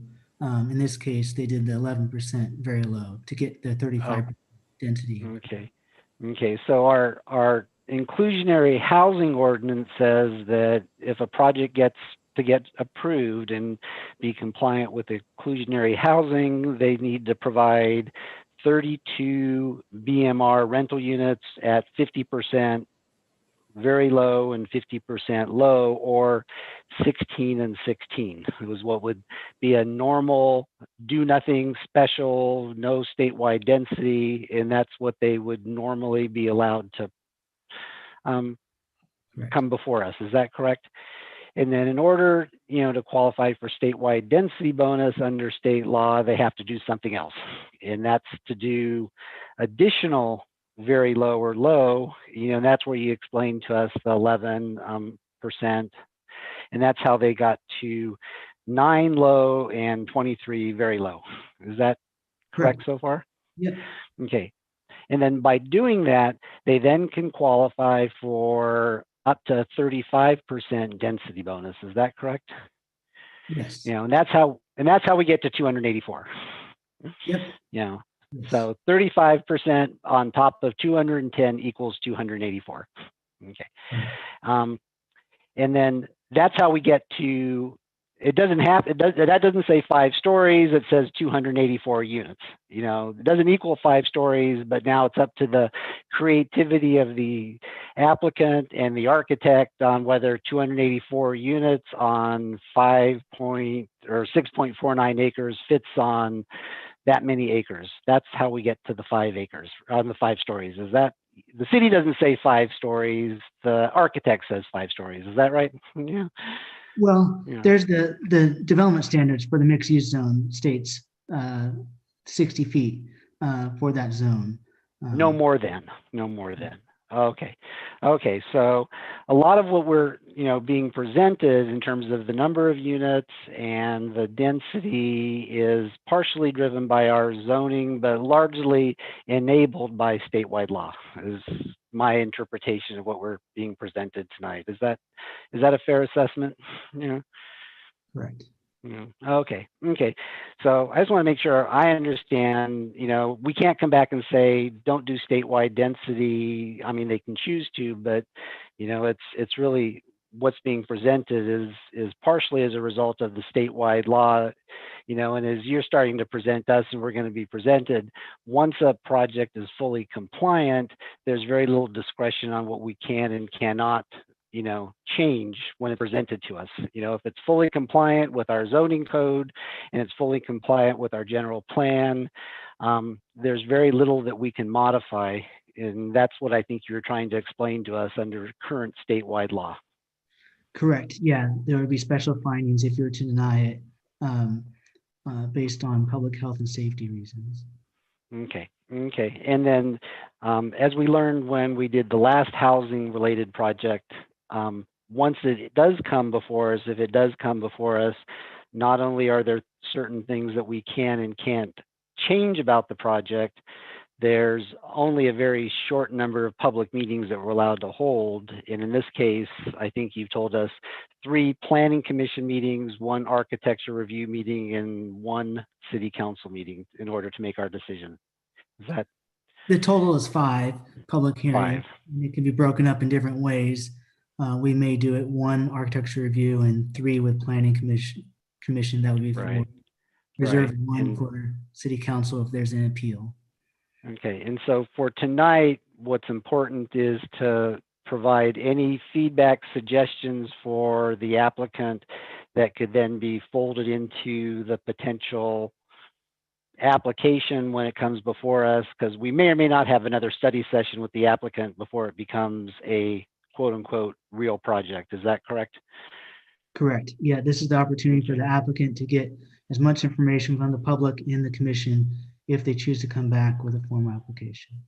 Okay, thank you. I just wanted to make sure the purpose of tonight is for, feedback that could potentially turn into an application down the road if they choose to come back before us. Yeah, okay, Correct. Great, thank you. That's all I have, Chair Wallace, thank you. Thank you, Commissioner Alpert. Commissioner Frank? Thank you, Chair Wallace. I first of all, given the long shadow cast by SB 330, my general plan is to keep my powder clean tonight, since this is just a concept review. But I would like to say a few things, since I think we're sort of leading with our comments right now, and hopefully give the public a chance to get initial thoughts from the commission before they even address us. But I've read all 200 and something, I think it's more than that actually, letters that we've received. I think it might be in the, I see Chair Wallace saying, yes, it's more than that. Do you have a count? 265. Okay, I've read them all. I know that, except maybe the ones that came in after we started at 6 or 7, excuse me. So I have a good feeling of where the pulse is in the community on this, at least those who are addressing us. And I'd like to say, I don't disagree with anything that I've heard from my fellow commissioners so far, but I, in particular, agree with some of the comments that Commissioner Marks made. And in particular, I had written down, and I thought that this was me being a neophyte, but I'm heartened to hear Commissioner Marks ask academic questions about what we mean by mixed use, because I too noticed that we could suffer what they call in the military mission creep. And in this case, it would be residential creep right over into, I think, what has been delineated as remainder partial 3. They would have the opportunity to come back and theoretically make the whole area residential. And at what point, and this is an academic, almost rhetorical question at this point, but at what point would SB 330 conflict with the city's ability to say, well, we want, just because it says mixed use, we think we should be able to keep residential out of part of it and keep a vibrant retail area in the mixed use. Otherwise, it's not very mixed. So that was my comment there. The scale of this seems grossly disproportionate to the neighborhood to me. Does it rise to the level of being a health and safety issue? I don't know, but I can tell you this, that this is I don't know if I'm going to be able to, show this exactly, but there's a, well, it's not coming in, but it's the photo, it's the artist's rendition of what this will look like as juxtaposed with the neighborhood. And if there is not a more jarring photo of what this will look like, I don't know what it would. And I appreciate the honesty in the photo. It portrays it exactly as I would imagine it to look. Am I against more residential on the parcel? No. I don't think SB 330 would allow us to be against more residential on the parcel. I'm just saying that I invite the applicant to deal with this massing and scale issue, which I understand is going to reduce the number of residential units, but I don't see how this can be harmonious with the neighborhood aesthetic as it's currently drawn up. And the only other issue that I'd point out is, and this is, I guess, too early because it's only conceptual, we haven't seen any building plans, but whatever is there would obviously, we'd like to see it flow with not just the existing marketplace, but perhaps ideally, aspirationally, across the street in Bishop Branch, what's going on there. But I know that's going way down the road. So having said that, I'll reserve my more specific comments for potentially when we see a plan in front of us. But I just wanted to sort of get out in front of my thoughts about the concept anyway. And also wanted to highlight that we won't be making any decisions at all tonight. This is all about feedback. So with that, thank you, Chair Wallace. Thank you. Anybody else want to add anything before I throw in my 1.5 cents? Okay. Let me first of all make a suggestion to the applicant, and that is that given some of the comments tonight and the scale of the project, I think it would be a wise and productive decision to have another concept review of this development prior to the filing of a formal application. There's no requirement that it be done, but I think it would make a lot of sense for the applicant to do so. The first question I have is to staff, and that is this. The proposed project requires a division of one parcel into 3. Am I correct that the division of one parcel into 3 requires a approval from the city? That's correct. It would require a minor subdivision for a 3 parcel map. Okay. And is the act of granting that subdivision a discretionary act for the city? It is, yes, but it is all part of the same project. I'm sorry, I didn't get the last part. It is a discretionary decision, but it's all part of the same development project. Right, I understand that. Next question, who owns the area that is north of Montgomery Street to Bollinger Canyon, which would include the library, Buffalo Wild Wings, that whole section? That's part of the marketplace, and it's owned by TRC Retail. And it includes the square footage I talked about also includes that area. Okay. So to follow up on Commissioner Marks's question earlier, that portion of the area is also mixed use, is that right? That's correct. Okay. And just to follow up on a comment you made in the presentation about the parking, I think you raised a question that had been yet to be determined, which was whether there was adequate parking for the remainder of the commercial space on parcels 1, 2, and 3, given the loss of parking spots with the proposed apartment building. Is that correct? That's correct. Yeah, the concept plans don't provide the parking number for the non-residential uses. And I should mention, Montgomery Street is a private street, and so the parking along Montgomery Street is included in the parking provided for Marketplace. Okay, thank you. Okay, I do have some comments. They actually relate to the subject that Commissioner Marks and Commissioner Frank talked about, which was the concept of mixed use. But at this point, I'm going to defer that so we can have that discussion all at a later time. At this point, I am going to open up the hearing for public comment with a caveat. And here's the caveat, or caveats as in plural. The Chair first Wallace, is, can I, yes, I'm sorry. On behalf of attentive listening to our public comments, could we take a 5-minute break before we start? Because if we don't, you don't have to give a reason. 5 minutes is okay. certainly a reasonable request. Unless there's anybody who would like to keep sitting in our chairs, let's take a 5-minute break. Thank you.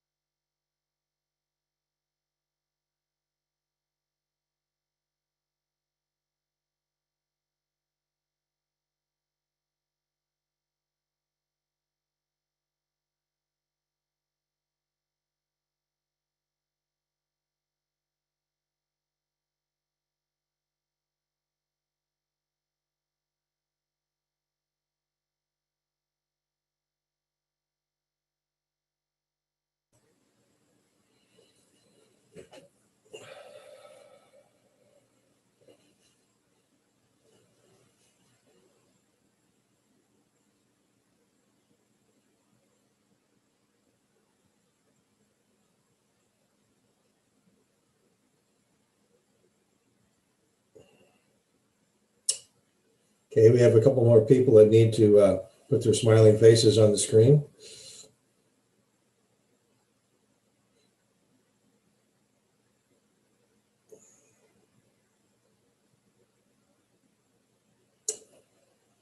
Okay, I think we have all the commissioners present. City attorney, keep us in line. Recording secretary to make sure everything is recorded. Okay. I want to go ahead and resume the public hearing at this point. I'm going to open it up, as I said, for public comment. But before I do, I want to make a few comments in the hopes it may streamline the rest of the proceeding. The first is to reiterate what Mr. Driscoll said. This is a concept review. No decisions are going to be made by the Planning Commission tonight. No application to construct this mixed-use development has been filed by the applicant. So there can't be a decision tonight. The whole purpose of tonight is to give feedback to the applicant from both the commission and members of the public. With respect to the latter, as Commissioner Frank pointed out, we received a number of written communications so far today, as of today. As of 6:30 p.m. tonight, the commission has received a total of 265 written communications. Of those 265, 2 were in favor of the project and the rest, 263, were not. Like Commissioner Frank, I have read each and every written comment, and I've broken down the comments into 4 categories because they reflect by far the basic thoughts of the people who responded in writing. There were 4 main areas. The first was persons who were opposed to destroying or taking out the retail in the marketplace. Most of the communications dealt with the loss of the Nob Hill market, but a large number dealt with other portions of the area as well, including the loss of marketplace as a meeting place for the local community. There were 182 comments along those lines. There were 137 comments that were opposed to the apartment building itself. The reasons for those opposed ranged from we don't need any more housing in San Ramon to we don't need housing at the marketplace area to the building that is proposed is too large in connection with the neighborhood. The third main area of comment had to do with traffic. There were 106 comments dealing with what were felt to be an increase in traffic above that was tolerable. Most of the comments focused on Bollinger Canyon, but a number of the comments had to do with local traffic in the general area off of El Costa. The fourth area that elicited a number of comments had to do with the fact that the project incorporated low-income housing. There were 30 comments that were opposed to the inclusion of low-income housing in this project. There were 14 other comments that didn't relate to the other 4 that I mentioned that were specific enough that I made note that there was a comment, but none of them rose to the level of repeatedness as the others did. And I say this because I imagine there's a number of people who want to talk tonight. We are going to impose a 2-minute speaking limit tonight, as we did for the Costco gas station, simply because of the volume of comments we expect to be raised tonight. I would ask, as I did on the Costco gas station and several of our other projects, that to the extent that the comments you want to make have been echoed earlier by people, that it is not necessary to repeat those same comments, but simply to state that you are agreed with a prior speaker on topic A, B, C, or D. That way we have at least a fighting chance of getting through with all your comments tonight, as well as to allow the applicant to comment at the end and the commissioners to comment at the end. So we close the circle on the purpose of this meeting, which is to provide feedback to the applicant. With that being said, I am now going to open the public comment period for item number 12.1. And Ms. Chavez, I guess you're going to handle all the speakers. So go ahead. Yes. So first, what we'll do, Lauren, if you wouldn't mind getting a timer going. So we are going to have a 2-minute timer on the screen so that everyone is aware of their speaking time. If you do go over your allotted time and we have to move on, we will go ahead and remute you. But for this item, if you would like to speak, you may go ahead and press the raise your hand button on your computer or *9 on your telephone. And then I'm just going to start from the top from our first hands raised here, and I'm just going to call you in. And once it's your time, you can go ahead and unmute yourself. So our first speaker is Dylan Windham. Hello, can you hear me? Hi, yes, we can. Okay, thank you very much for allowing public comment. And I would say that I agree with A through D of the chairman's summation of what I think this project would mean for the neighborhood. I share that the 5-story is probably wasn't envisioned when it was designated misuse by the commission and the city council. One thing that I did want to point out, and I won't take my whole time, is that we just need to look to our neighbors to the south in Dublin to see what types of projects this can have, where you pop up these 5-story apartment buildings or condo buildings and what it does to the aesthetic of the neighborhoods around it. This particular parcel would be an encroachment on a traditionally, single family house scale. The other thing that I would add to the traffic comment is not only El Casa and Bollinger would receive additional traffic, but that road for the marketplace would get terribly congested. I mean, that's a 1-lane each way road, and getting in and out of the apartment complex and getting that into the commercial, I just don't think that it's viable the way that it's built up now. And I will leave there. All right, thanks, Dylan.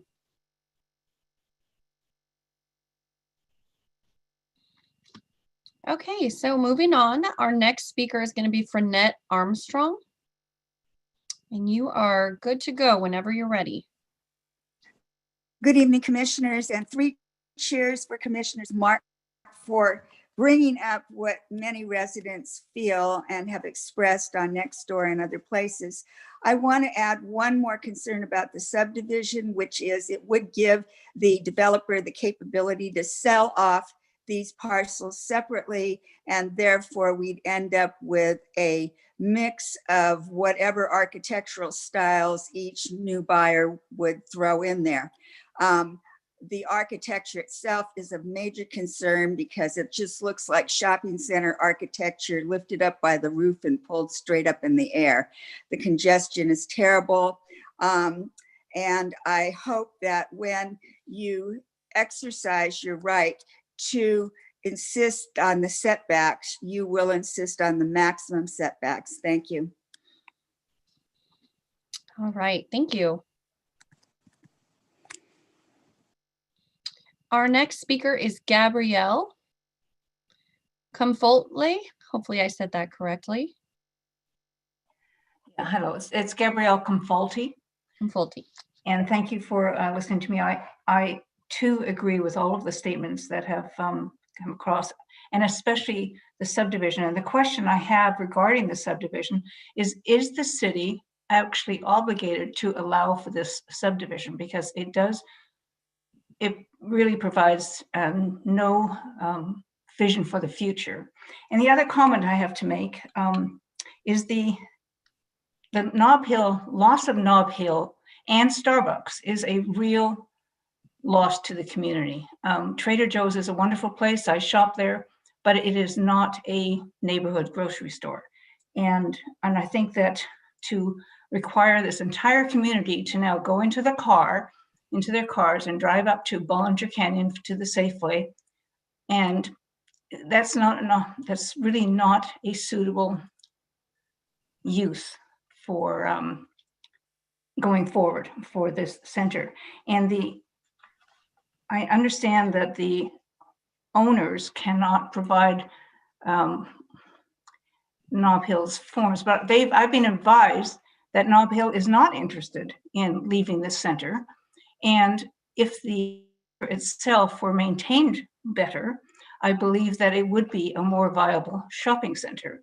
And I say this because I think that the center has been allowed to be run down, and this is an excuse to, in my opinion, to say, well, we have to get rid of these stores in order to get a better use of it. So as I say, I have nothing else to add in terms of comments that were made. Mr. Marks especially nailed it on the head as to what the problems are with this development. And I hope that the city of San Ramon will be able to look at this in context with the neighborhood. Thank you. Thank you. Okay, our next speaker is Don Routh. You can speak whenever you're ready. Okay. Yeah, hi, this is Don Ruth, and I live in Deer Ridge. I've been a homeowner in San Ramon for 41 years, and I'm strongly against the project for all the obvious reasons that the others have stated, but I want to focus on the need for a full-service grocery store. You know, for the past 40 years plus, we've had full-service groceries along the Al Costa corridor, from the Safeway, the old Safeway at Al Costa and Village Parkway, Apple Grocery, Petrini's, and now Nob Hill for the last 25 years. These stores have provided us with the essential goods that we need on a daily basis throughout the year. You know, without Nob Hill, we'd be left with Walmart at the low end and Trader Joe's and Whole Foods at the high end. And you can't compare, Trader Joe's is a wonderful place, but you can't compare it to a full service grocery store. Full service grocery stores such as Nob Hill carry 40 to 50,000 items.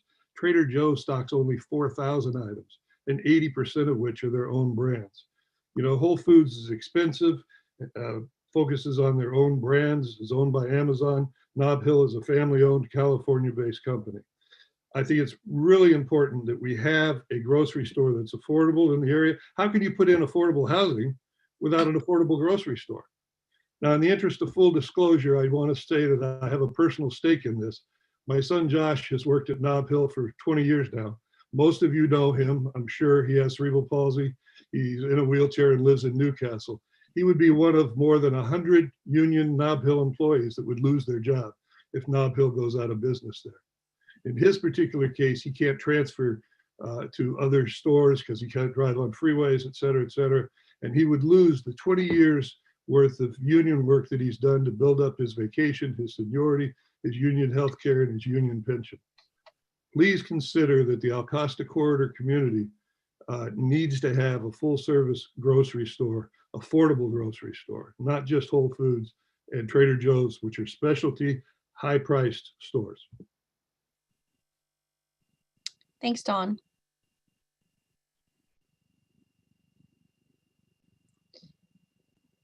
All right, so our next speaker is Adam Holden. Hi, good evening, and thank you. I'm going to start out. I agree with a lot of the comments that have been previously made, and I think that one of the things that's a consideration here is when you look at the scale of this project, as it's been mentioned a few times from the drawings and so forth, seems massive for the location. San Ramon's a city that has been struggling for years to develop a downtown of some sort. And with a proximity to Iron Horse Middle School, the Iron Horse Trail, Central Park, the community center, while Marketplace isn't a downtown, it's taken on a lot of that role. If you go there on any evening, you know, there's families dining at the different restaurants, kids flowing between them. That's the kind of environment that you want. And that's what that Marketplace seems to have developed. The other shopping centers in town don't have that. And I think a lot of that's because of the proximity to major traffic thoroughfares. I think by any standards, at least I'll say for myself and a lot of my friends I've spoken with, City Center has been a large fail in a lot of respects at developing that. I think we all envisioned something more along the lines of a Santana Row. I'd love to see, you know, I think the developers within the city guidelines and the general plan have a right to develop. As much as we all hate change, I'd love to see something in there where it's, you know, the first floor, if it's a truly mixed residential, the first floor is retail and bringing in some good retail there. With residences up above without going to 5 stories, you know, drop it down to a 3-story building and something like that. but keep it on a scale that's applicable, but that maintains that central location that's become so valuable to the community. And I'll leave it at that. Thank you. Thanks, Adam. All right. So we have Vince DiMaggio.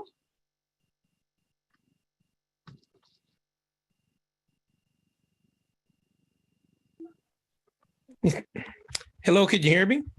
Hi, yes. Oh, okay. Yeah, I appreciate the opportunity to address the council and on the project. First off, I agree 100% with Commissioner Marks. He was right on all of his points.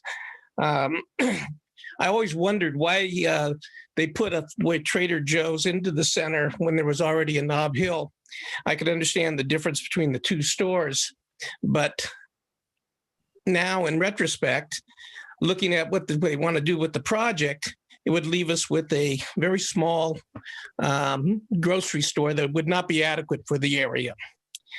The other thing is the marketplace sits at Main in San Ramon. And to build a monstrosity, I think, of 5 stories would be an eyesore and a detraction from the area. It would almost make us look like Dublin Boulevard, which is something that I'm sure the citizens of San Ramon do not want. Nob Hill is essential, and the marketplace is a meeting place. Traffic would be just magnified and a mess. It's already a mess, but it would be further so. And that would be my comments. I appreciate the opportunity. I'll pass on that now. All right, thanks, Vince. All right, our next speaker is Ken, whenever you're ready.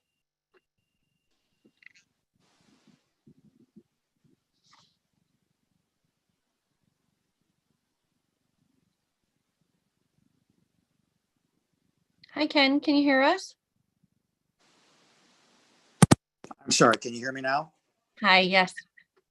Thank you. Thank you, Jennifer. I'd like to thank the commissioners as well. And also, I won't take much time except to say that I agree wholeheartedly with Commissioners Marks and Alpert. Appreciate your time and effort in looking at this, and those are well-made arguments. The only other consideration I would ask for TRC is to make certain that you've studied the flight of companies that are currently anticipating movement from this area, Tesla, Hewlett-Packard, Oracle among them, and they will in turn have numerous employees that will move most likely out of state because they're being allowed, many of them, including some of the tech companies of Silicon Valley, are being allowed to have their employees move out of state. So we're seeing a lot of that occur. Having said that, again, watching Ryan's presentation, it was great. Mr. Driscoll, well done. However, it does point that there isn't a lot that we can say as a community. The only thing that I would offer is that we do have a neighborhood environment here that is truly that, and not something that could ultimately end up looking like the projects. I yield my time. Thank you. Thanks, Ken.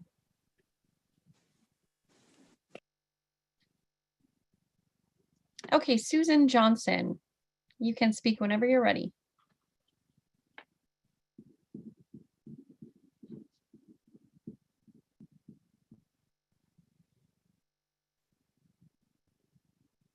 Hi, Susan, can you hear us? Yeah, here I am.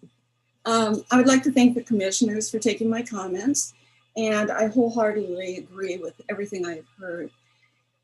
First of all, I'd like to say that I'm not anti-growth, and I understand the need for low housing or for housing for low-income people. With that in mind, I would like to know if they have done a demographics of the types of families or people who will be occupying this apartment complex. In particular, I'm interested in why they have selected studio apartments. That seems a little odd for our area. I also would like to address the situation of schools. This may be ahead of the game, but I would like them to consider what we're going to do about our schools. We have Iron Horse Middle School, we've got Montevideo School, we've got the high school. The large project that is projected for Bishop Ranch will not include any schools. This one, I didn't hear anything about schools being considered, but the impact on our schools really needs to be considered. And then the last concern I have is that 40% of our greenhouse gases are generated by buildings.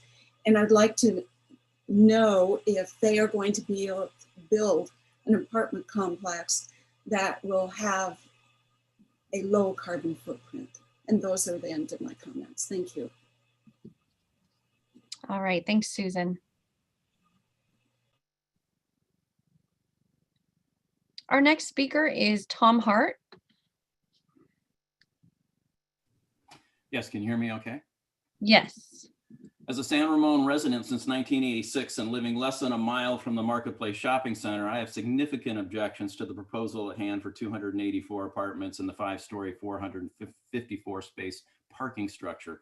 This type of high density redevelopment will most certainly create traffic congestion to the point of gridlock, not only on the Marketplace and Montgomery Street roads that connect Alcosta Boulevard to Bollinger Canyon Road at 3 different points, but will also adversely affect Alcosta Boulevard traffic south into our residential neighborhoods and north past the community center, and then onto Bollinger Canyon Road up the hill to Windermere and west to the city center and 680 freeway. Please recall what traffic was like in this area pre-COVID and pre-work from home. It was bumper to bumper congestion in all directions. Why would anyone think that post-COVID would be any different? Please also consider the added amount of unhealthy car emissions that will result. And speaking for myself, there's no way that that much more traffic and congestion will enhance my public health and safety. I would agree that the Marketplace Shopping Center, by virtue of its original inverted design, presented retail challenges from the outset, but it has grown to be a dynamic and accessible resource with its mix of shopping, restaurants, and services that capably serves thousands of nearby San Ramon households. The proposal as it stands is not about future retail viability, as it is about recommending a scale and density of construction that would actually dissuade people from patronizing the existing merchants. Customers that the retail and restaurant owners cannot afford to lose now or in the future. And the reality of the beautiful new Trader Joe's store in which TRC invested millions, that in itself pretty much mandated the future demise of Nob Hill. Let's be forthright about that. I also don't understand the concepts of improved circulation, access, and visibility, how it can be enhanced in any way by adding a large residential development in an area where ingress and egress is already a challenge. Finally, the real estate term highest and best use does not refer to just bottom line numbers and return on investment. The highest and best use of any area in our beautiful city of San Ramon is to determine how well it encourages and enhances neighborhood interaction. That's why it's called a neighborhood. It might have a place in another location in San Ramon. All right, Tom, sorry to interrupt you. You can wrap it up real quick if you'd like. I'm done almost. In TRC's own words, how you ensure long-term shopping opportunity for our community by removing retail shopping stores and replacing them with apartments leaves me scratching my head. It just doesn't work that way. I want to thank the Planning Commission, city staff for your good work, but I respectfully request that you consider all the right reasons not to approve moving forward with this project, rather than the wrong reasons that will forever change for the worse our surrounding neighborhoods in the greater Marketplace area. Thank you so much. Thanks, Tom. Okay, Elizabeth Sock. Hopefully I pronounced that right. Let me know if I'm not, and I'll. Yes, it's so. I agree with, I would like to keep Nob Hill there. One of my concerns, and one other presenter talked about schools. I was talking to 2 neighbors who have children at the high schools. And Doherty's full, Cal's full. Where are we going to put all these children? The elementaries, also the other development that's going in. So wondering if that is a consideration for the number of units. And tax dollars is, somebody brought up to me, well, isn't there more money coming in with retail, which as our city grows, we need more tax dollars. So those are my 2 points. Thank you. All right, thank you.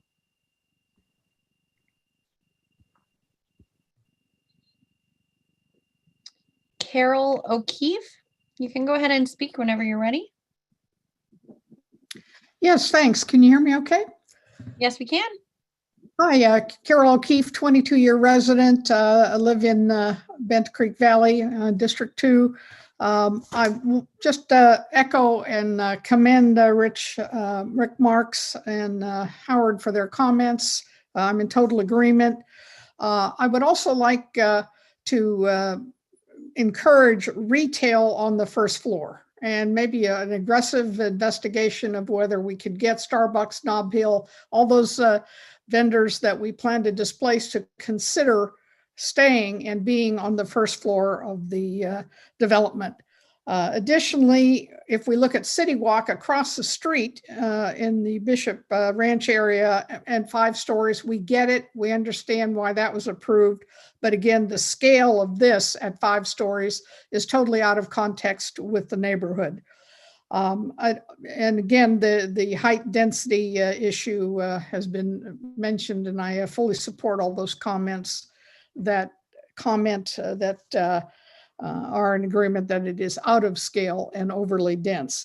Finally, just a request to Chairman Ellis and Rick Marks, as we continue this process, and I assume we will, I'd like to suggest that we consider scheduling the next type of concept review to a Saturday afternoon so that we're not drawn into this 11 p.m. and still encourage full participation by the community. Thanks again. All right, thanks, Carol.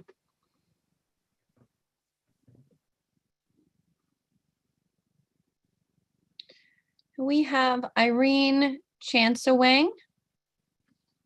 You can speak when you're ready. Hi, thank you. Thank you to the commissioners for their comments and the many other residents whom I agree with.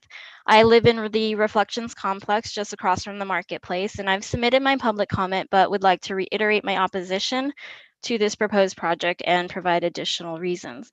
After living at Bridges Apartments, which is within the same complex as Reflections, for 2 years, and after a 1-year search to decide where I wanted to purchase a condo, I decided on Reflections. I looked in Pleasanton, Hayward, and other parts of San Ramon, but specifically chose to stay here so that my elderly mom can walk safely due to low traffic to grocery stores, pharmacy, and many of the other small businesses we support. The difference in cost was sometimes $100,000, but that is how much I value this marketplace. For the record, I'm not opposed to affordable housing, which the project includes as required by law, 32 below market rate units. Yes, California has an obvious housing crisis and a shortage of affordable apartments. California tops the nation in losing residents due to soaring rent and housing costs. It really is the shortage of homes to purchase that is driving up the cost of home ownership and contributing to much of our state's housing crisis.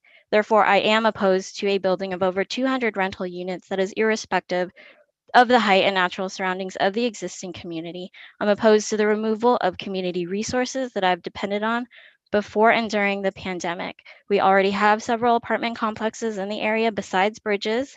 As mentioned, with the departure of many companies like Tesla, Oracle, and Hewlett-Packard, many choosing to move away with increased work from home options, perhaps more analysis in regards to the city's growth strategy plans would be prudent.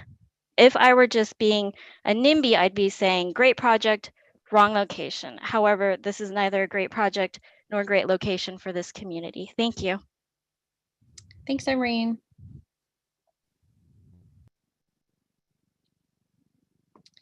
All right, our next speaker is Mina Etemad.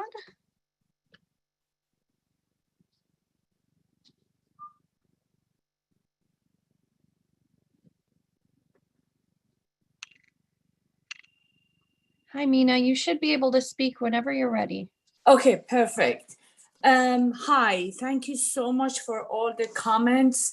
I did send an email, and basically I will be repeating myself. Everybody has been saying the same thing, but one top priority, of course, there is no harmony with this project with our neighborhood. It basically destroys the whole ambience of our beautiful community, and especially the marketplace. I myself walk, sometimes bike to marketplace to do my shopping and to meet my friends.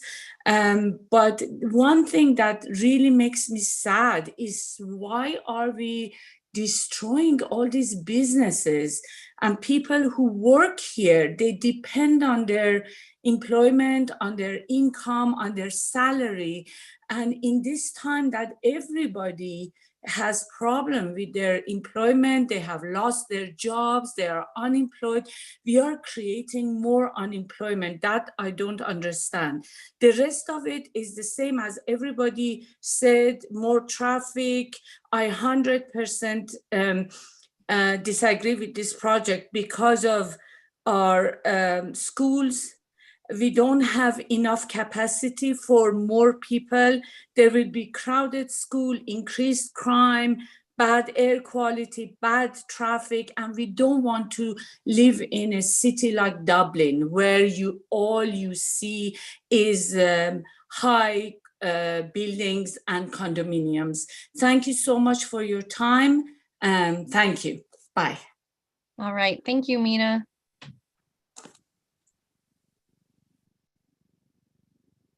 Our next speaker is Zoom for me and JB. If you'd like, you can state your name for the record. Otherwise, that's fine.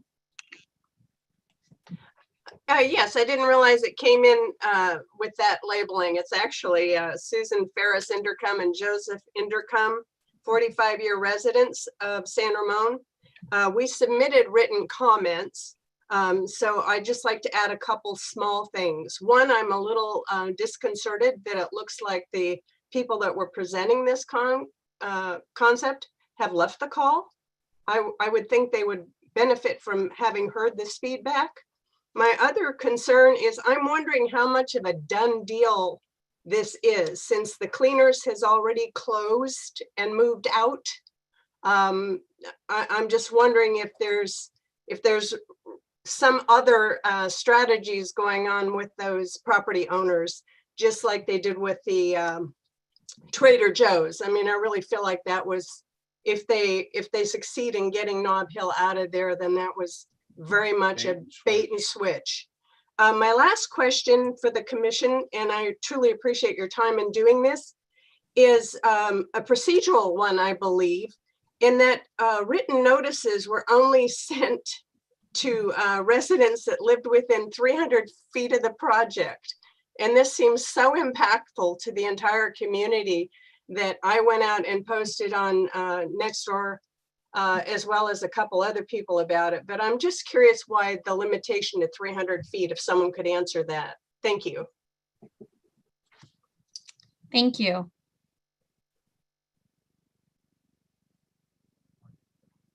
All right, our next speaker is Simonk. Simonk, thank you.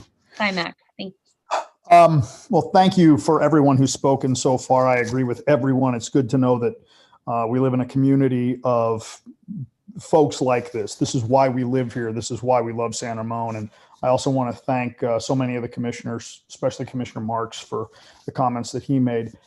My comment is very simple. Do not subdivide. You don't have to. You've said that this is an option. Don't do it. Do not give these people an inch. Okay. Everyone on the commission, everyone who's speaking is a member of the San Ramon community. These people are not. Okay. They don't live here. They don't have our community's best interest at heart. I urge the commission to require every possible requirement, such as the setbacks, to be followed. Don't give them an inch. And if we have to live with it, then Adam Holden is absolutely correct. Mixed use must be truly mixed use. We need to have housing and retail mixed, supermarkets or some sort of retail on ground floors. We have to have a supermarket on the Alcosta Boulevard corridor to serve the thousands of families who live in this area. It's essential. North San Ramon, especially along San Ramon Valley Boulevard, is itching for redevelopment and would not be nearly as disruptive for the community. So if these Sacramento directed mandates are absolutely necessary, I suggest the city should look there. And this is not a NIMBY thing, all right? I just think that there are other areas that would not be nearly as impactful to the community. Lastly, I don't care what Sacramento mandates. Frankly, I'm sick and tired of living my life around bureaucrats hundreds or thousands of miles away. They're becoming penny ante tyrants, and I, for one, will fight them. I hope that other people on this call will do so as well. If necessary, I'll stand out in front of Nob Hill, passing out flyers so everyone in the area knows about this. Thank you. Thank you. All right, our next speaker is Luz Gomez. Good evening, everyone. Thank you for the opportunity to comment. Luz Gomez, 40-year resident of San Ramon. First of all, I would love to hear somebody mention how many of my neighbors are on the call. I would love to know that. Also, I urge the city to not approve the subdivision. As it was mentioned, this is a discretionary decision, and we do not have to allow that. I also noticed that the walkability of the neighborhood right next door to the marketplace will be severely impacted by the way that this proposal is being put forth. Absolutely agree that it's not compatible with the surrounding area and the surrounding neighborhood.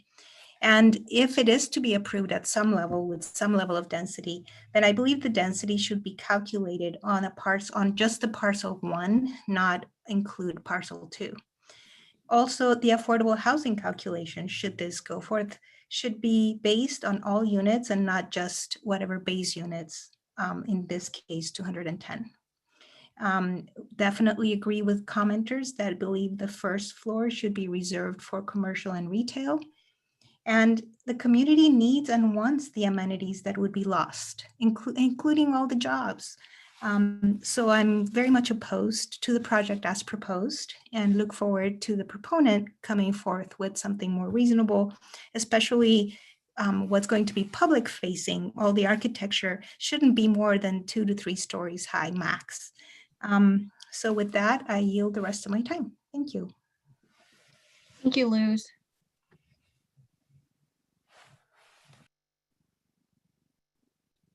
Okay, our next speaker is a call-in speaker, and it is for phone number 925-884-0025.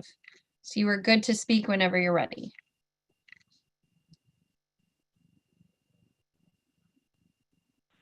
Hi, can you hear me? Hi, yes, we can. Great. Good evening. This is Dan Bridges. I'm a 20-year resident here in the homeowner in San Ramon. I raised my 2 children. Very much in agreement with A through D and so many of the comments that my fellow residents have made with regard to this kind of monstrous development that we face the potential of having dropped in the middle of our kind of community that really makes no sense, doesn't match up with the surroundings at all. So I hope that we have the fortitude to push back, even though, you know, they can use the state mandates as reasons to try to come and intrusively invade the community with something like this. I would say if our zoning laws have allowed this over time, going back to 2005, I think we all need to take a hard look, and maybe we could change those at some point here in the very near future for future situations like this that might arise, so that we aren't at the mercy of the state as much as we are.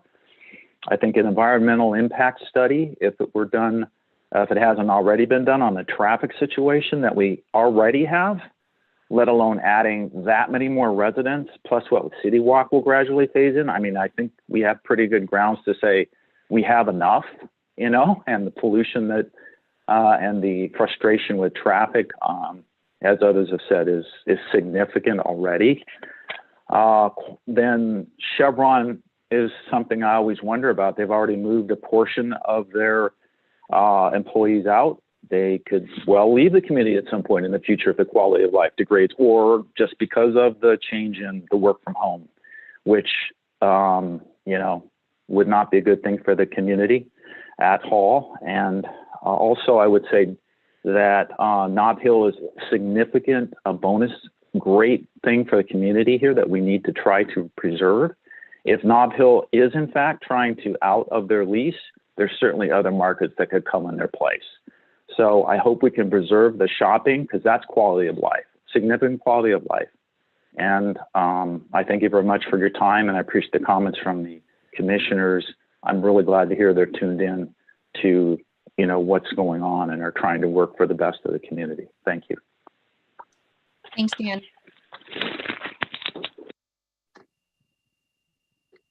All right, our next speaker will be Kelsey Baines.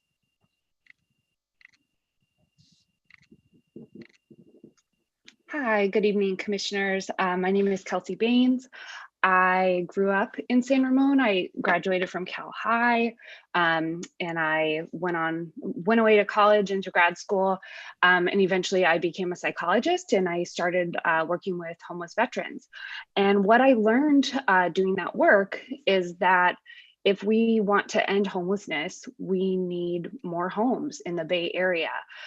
So I'm calling in to support this project. I hear that it has a lot of community opposition, but I am in support of housing at this location. I know the marketplace well. I grew up going there all the time. We would, you know, take our lunch break in high school and go get snacks there. And, you know, even though I have those fond memories of going there, I acknowledge that communities need to change to better suit the needs of the community as it changes and grows over time. This is an area that is zoned for housing in the general plan, and it's a place that San Ramon said they would put housing on. You can't deny a project that is zoning compliant under the Housing Accountability Act. And I think, you know, if San Ramon makes a plan to include housing, that we should make good on those promises. I will say it looks like a lot of parking, and I would recommend reducing the parking, especially given a lot of concerns about traffic. We really want to minimize the number of cars and really plan for more bike and pedestrian travel, especially in a nice mixed use location like this. And I will say that the comments about not wanting to live in a city like Dublin, I think are kind of unfortunate, given that Dublin is a more affordable city and is a perfectly nice place to live. So that's all I will say. Thank you very much. Thank you, Kelsey.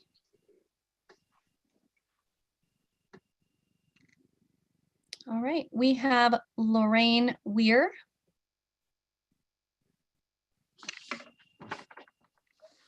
Hi, I'm Lorraine Weir, and I've lived in San Ramon for 35 years, and I thank the commission for their work and their time. I too oppose this project. I think we have enough new housing already planned just down the road, and what we need is a good shopping center, and we need to improve this shopping center. Maybe if we can switch it from mixed use to commercial and keep it as a center for the community, that might be more friendly to the existing residents and the new ones that will be moving down the road. I also want to add that I do see some safety issues. The pollution that so many more vehicles in the area would bring, and the inherent hazards for traffic that would be brought in such a confined area. And there would also be people driving further afield to get their shopping done if we remove some of these amenities that are already there. So that is my stand, and I appreciate your time. Thank you. All right, thanks, Lorianne. Sure. We now have Riley Johnson. You're free to talk. Hi, everyone. Good evening, and thank you so much for taking comments tonight. I just wanted to say that I grew up in San Ramon, graduated from Cal High. I'm really familiar with the marketplace. I've spent a lot of time there, and I really support this project. I saw that a lot of people are saying we don't need housing, and I think that's a really easy thing to say when you already live in San Ramon. There's a lot of really great job opportunities, and I love that about our city. And a lot of people are commuting in, and it would be amazing to have more opportunities for those people to live closer to their jobs and maybe even reduce traffic. Other point that I wanted to bring up is that a lot of people are talking about losing Nob Hill. I grew up shopping there. It's a fine grocery store. There are a lot of other options. Trader Joe's is right there. People are saying that there's not anything comparable. Trader Joe's is there. I know it's a little different, but it's a great store. Honestly, I'd shop only at Trader Joe's if I had one close to me. And then as far as full service goes, yeah, there's Whole Foods, and it's a little pricier, but if you don't want a little pricier, then you can go to the Walmart. There are options. And I think that change is hard. I know that from my job. I'm an workplace psychologist, and we know that on a human level, change is hard. But when we have the opportunity to do something really beneficial for the community, like giving people housing and the ability to move to what I consider a really great city, I think that's worth overcoming the difficulty that we have with change as people. So yeah, thank you so much for your time, and I'll give my time back so everyone can get back a little early. All right, thanks, Riley.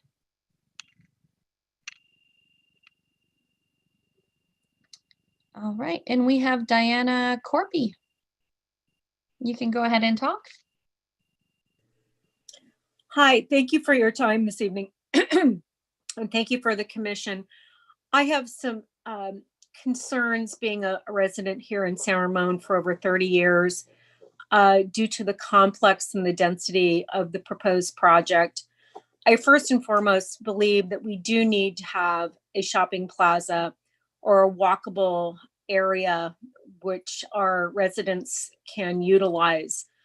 On the second note, I would like to suggest if we do have to look at residential housing, San Ramon is very, very limited on their senior housing availability.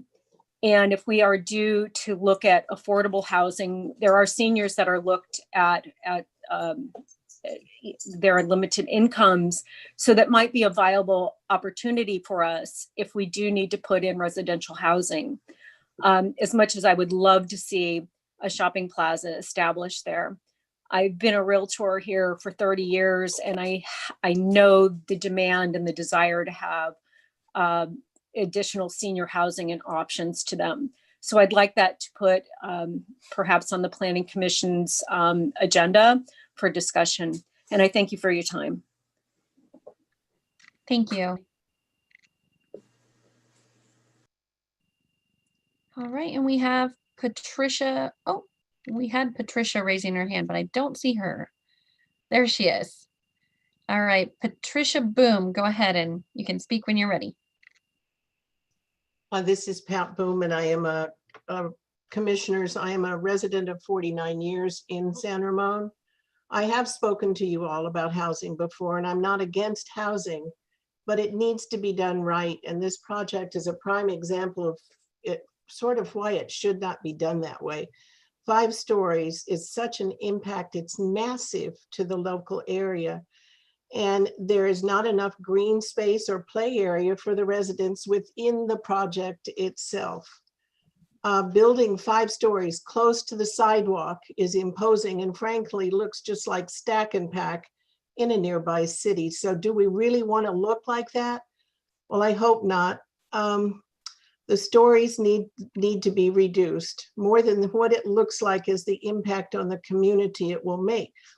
The virus has taken away most of our sales tax due to the closing of businesses.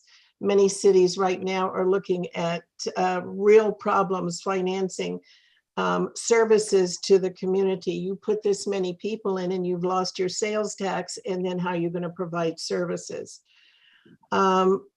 If you lose this commercial, we've asked people to shop San Ramon.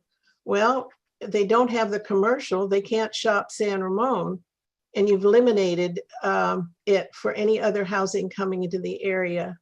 it's very limited for them to do some shopping. The city council appears to be somewhat frantic to meet state requirements for low and very low income housing. They look like to these kinds of projects to provide that housing can be built, but not at the cost of losing commercial and not this massive impact to an existing neighborhood. Thank you. Thanks, Patricia. All right, Chair Wallace, it looks like that was our last comment that I see here.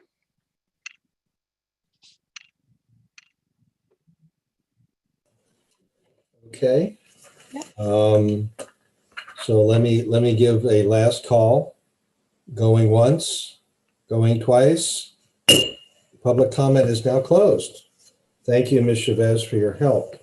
At this point, as I threatened, I'm going to give the applicant an opportunity to speak and respond to any of the comments that have been made so far.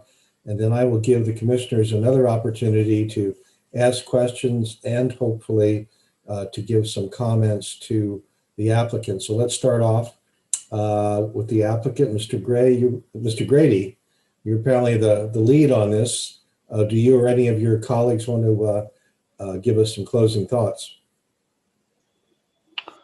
Sure. I did just want to address one comment specifically that was made about our team not being on the call. So our entire team is still available here on the call. No one's dropped off, and we're happy to continue to participate and answer some of these questions. I think maybe I really appreciate the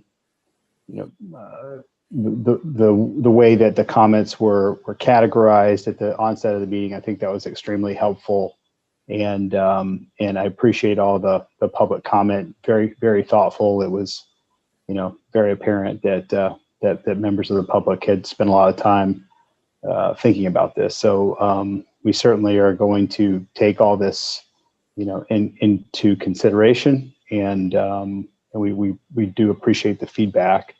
I did want to maybe just try to address some of the comments about some of the other retailers in the shopping center. We talked a bit about Nob Hill. We are actively working with some of the other retailers in the center to try to relocate them to some of the vacancies, which unfortunately continue as a result of changes in retail, and COVID's not made it any better. So I did want to just mention that we are actively working with those other retailers. And then in terms of traffic, as part of the CEQA process, we will have to study traffic in depth, and we understand that, and we're in the beginning stages of that analysis, but just have not gotten that far, in the process. So, certainly I think we take to heart the comments about scale, and we'll continue to think about that as we look more closely at the design of the project. So, some of my other colleagues, I don't know, Byron or Carlos, both with TRC, if you'd like to add anything else to that, I'd welcome you to speak up.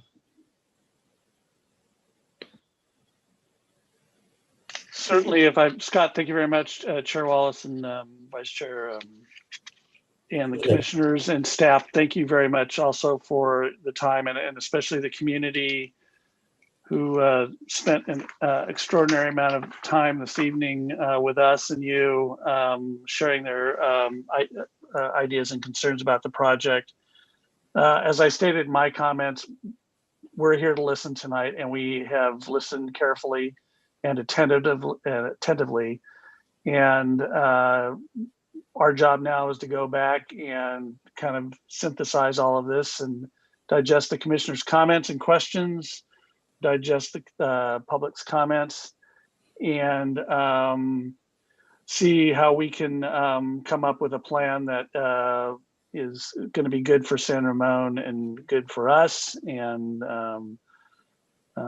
good for folks who want to have a home and live in San Ramon. So thanks very much for your time. And again, we listened very carefully, and we will come back to you with some additional ideas and see what you think. Thank you. Mr. Grady, anybody else from the applicant want to weigh in at this point? I don't think so. I think that'll do it. Okay, thank you, sir. Okay, so at this point, it's back to the commissioners for comments, and if you have any questions for staff at this time, you can do that as well. So who wants to volunteer to go first? We obviously had some stars from the hearing tonight. I'm tempted to call on them, but I'll let them volunteer first.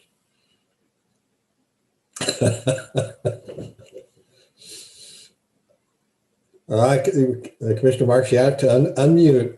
Sorry, I thought I did. So I appreciate the opportunity to kind of loop back to my comment earlier on about the difference between the 3.5 acres that the proposed building would sit on, and then the additional 3.5 acres or thereabouts that is parking lot.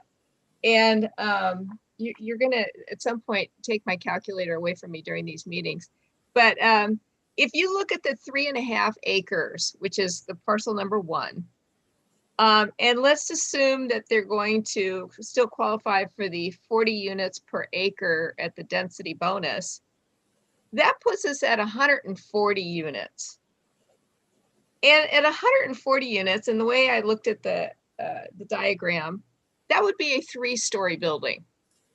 And that puts us right, because I'm looking at the diagram on 12.1B, which compares the heights of the buildings. And if you had a 3-story project for 140 units, that puts you right at level 3 at 33 feet, which is pretty close to the existing 2-story apartments at 35 feet, and the existing retail also at 30 feet. So that puts us, well, I'm not fond of that current architectural style, at least puts us into certainly one element of something that might be more palatable. And then you have some opportunities to reconfigure how it looks architecturally.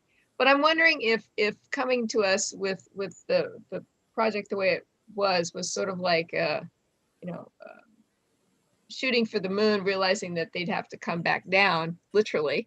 And I think that, and also at 140 units, if you use the 2.11 population figure that we learned during City Walk, that puts us at a much more bearable number of residents, numbers of cars, impact on traffic, certainly would reduce down, all the things that were duly noted tonight, schools, water. I mean, nobody mentioned parks, but somebody will sooner or later. And I also have serious concerns of the impact of this on the Iron Horse as that becomes a parallel mode of transportation. And at some point, all those neighbors who back up to the Iron Horse Trail, if you add 280 units, additional units at another, double the population going up and down there to and from schools and so forth, it starts rippling out the impact. So thank you. Those were some of my comments to the applicant. Thank you, Commissioner Kuznick, Commissioner Alpert, Commissioner Frank, Commissioner Marks. I see Commissioner Marks has unmuted himself. Mr. Chairman, I have some technical cleanup kind of things that I'd ask the applicant to, with the next submittal, if you do come back, to make sure we get full-size plan sets, which we did this time, And I greatly appreciate that. But plan sheets 2, 3, and 5, particularly 5, which is the site plan, don't have a scale on them. And I'd like to be able to scale what's out there. One of the plans has 200 scale. That's not a very common scale. Even though it will take a larger piece of paper that can be folded, work with 40 scale or 30 scale if you can. Even the scale measurements, 30 scale on plan sheets 6 through 10, the 40 scale measurement that was on plan sheet 11, they don't accurately scale. Please make sure that they do on the next set. I would appreciate, and I think the commission might find it helpful, if on the site plan or on an additional plan, you would label all the remaining entrances and exits and show the traffic circulation on parcel number 2, just so that we get a clear understanding of how that's going to function. Those are relatively minor comments. In the staff report, Ryan asked us a question about architecture. And to me, that's a critical part of this. Again, we were working off of a massing model, and I understand the difference there, but to get some guidance on architecture, I went back to the Crow Canyon specific plan where this commission spent months going over what are called objective building standards for multiple family residential buildings. And I would like to offer the following standards as something that you should take a look at. You'll find those on tables in section 4.5 development standards for buildings and table 4-4 building development standards for multiple family residential and residential overlay in the plan itself. And the staff can easily make copies of that for you. The standards I would like to direct you to are, and I won't go over the details of those, they're too extensive, but you'll find them clearly outlined in the plan that was dated November 2, 2020, which was an amended plan. First, building articulation as it was adopted in the plan. Windows or fenestration as adopted in the plan. Projection into right-of-way along Marketplace Street as adopted in the plan. Upper story balconies as adopted. Articulation as adopted. With regard to setbacks, because the subject proposal is part of an existing low-scale residential neighborhood, I believe that a minimum of 15 feet should be required for all street setbacks and 20 feet for any building or a portion of a building across Market Street from the existing 2-story apartments and 2-story condominiums. And with regard to colors and materials, obviously harmonious with the colors and materials in the neighborhood, particularly those buildings across Market Street. One of the things we spent time on was that multifamily buildings should have a clear base, a clear middle, and a clear top with materials that are different and that accentuate and call out those 3 separate portions of a building facade. And I would direct your attention to that. There's room to move within those, not those objective standards, but I would ask that you take a look at those with staff's help. And I would hope that the Planning Commission would go along with those. Those are my comments, Mr. Chairman. Thank you, Commissioner Marks. Okay, we are now down to either Commissioner Alpert or Commissioner Frank. Who wants to go first? I can go. Okay, he's going to let Commissioner Frank off the hook for a while. Okay, Commissioner Alpert.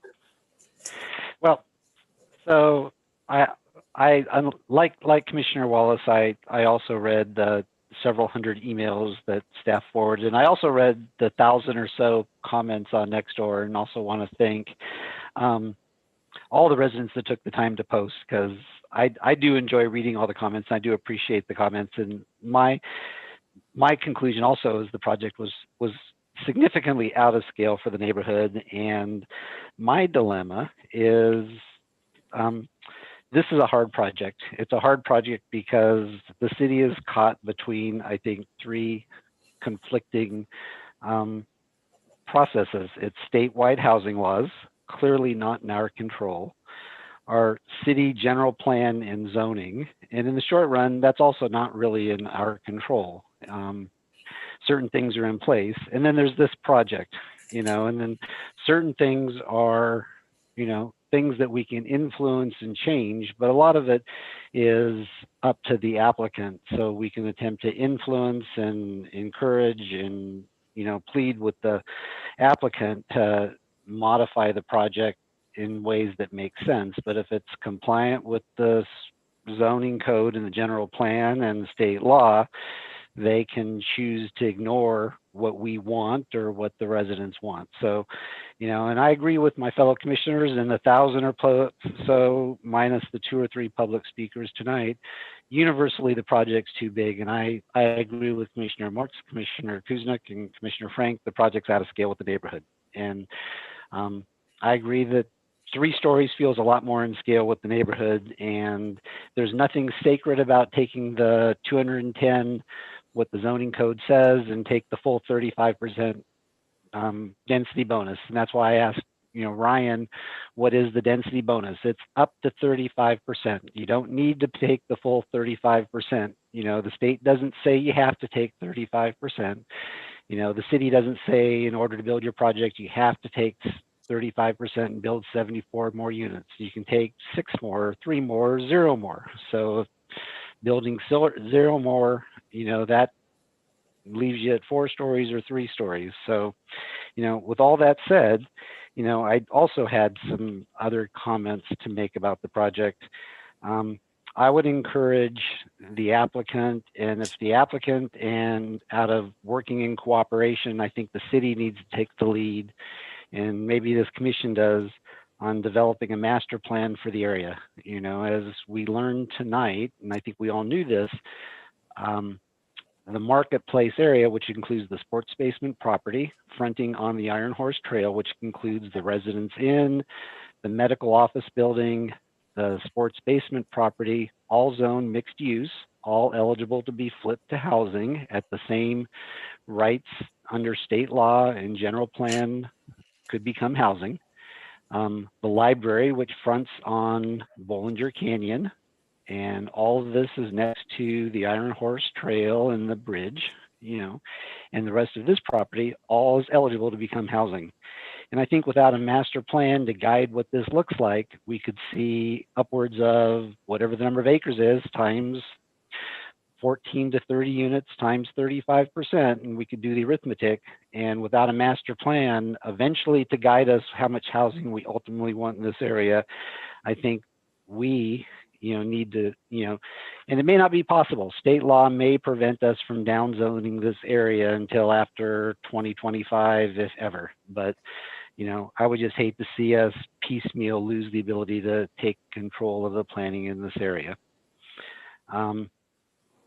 We've heard a lot about subdivision, don't let them use it. Lauren and I and Debbie and Ryan had this exact conversation on Monday about the Subdivision Map Act. I think at a future meeting, I think we all need to understand what are the rights and obligations of granting a discretionary approval of the Subdivision Map Act. It may not be as discretionary as we might like it to be on a fully legal request to divide a property. So I would put a request up to the city and perhaps the city's attorney to exactly explain what we're asking for when we say just don't allow that to happen, whether that really does achieve what we would like it to achieve. Now turning to this project in particular, certainly 5 stories is too much, and if 284 units drives it to 5 stories, I'd like to see it be fewer units. I also heard the same suggestion that I had written down. Perhaps we need to mix, senior housing into this project for a lot of reasons, less impact on cars, less impact on schools, and there's certainly a need for senior housing. And I would like to see the applicant at least consider a portion of it be dedicated to senior housing. As it relates to architecture, I have nothing to add over and above what Commissioner Marks already said. Commercial on the ground floor to make it truly mixed use. I think I've seen it done very nicely elsewhere. I've seen it done nicely in Dublin in a couple of the retail projects down there. I've seen it done nicely in Concord. I haven't seen, I would hope that we could, perhaps explore that a little bit more on this time here.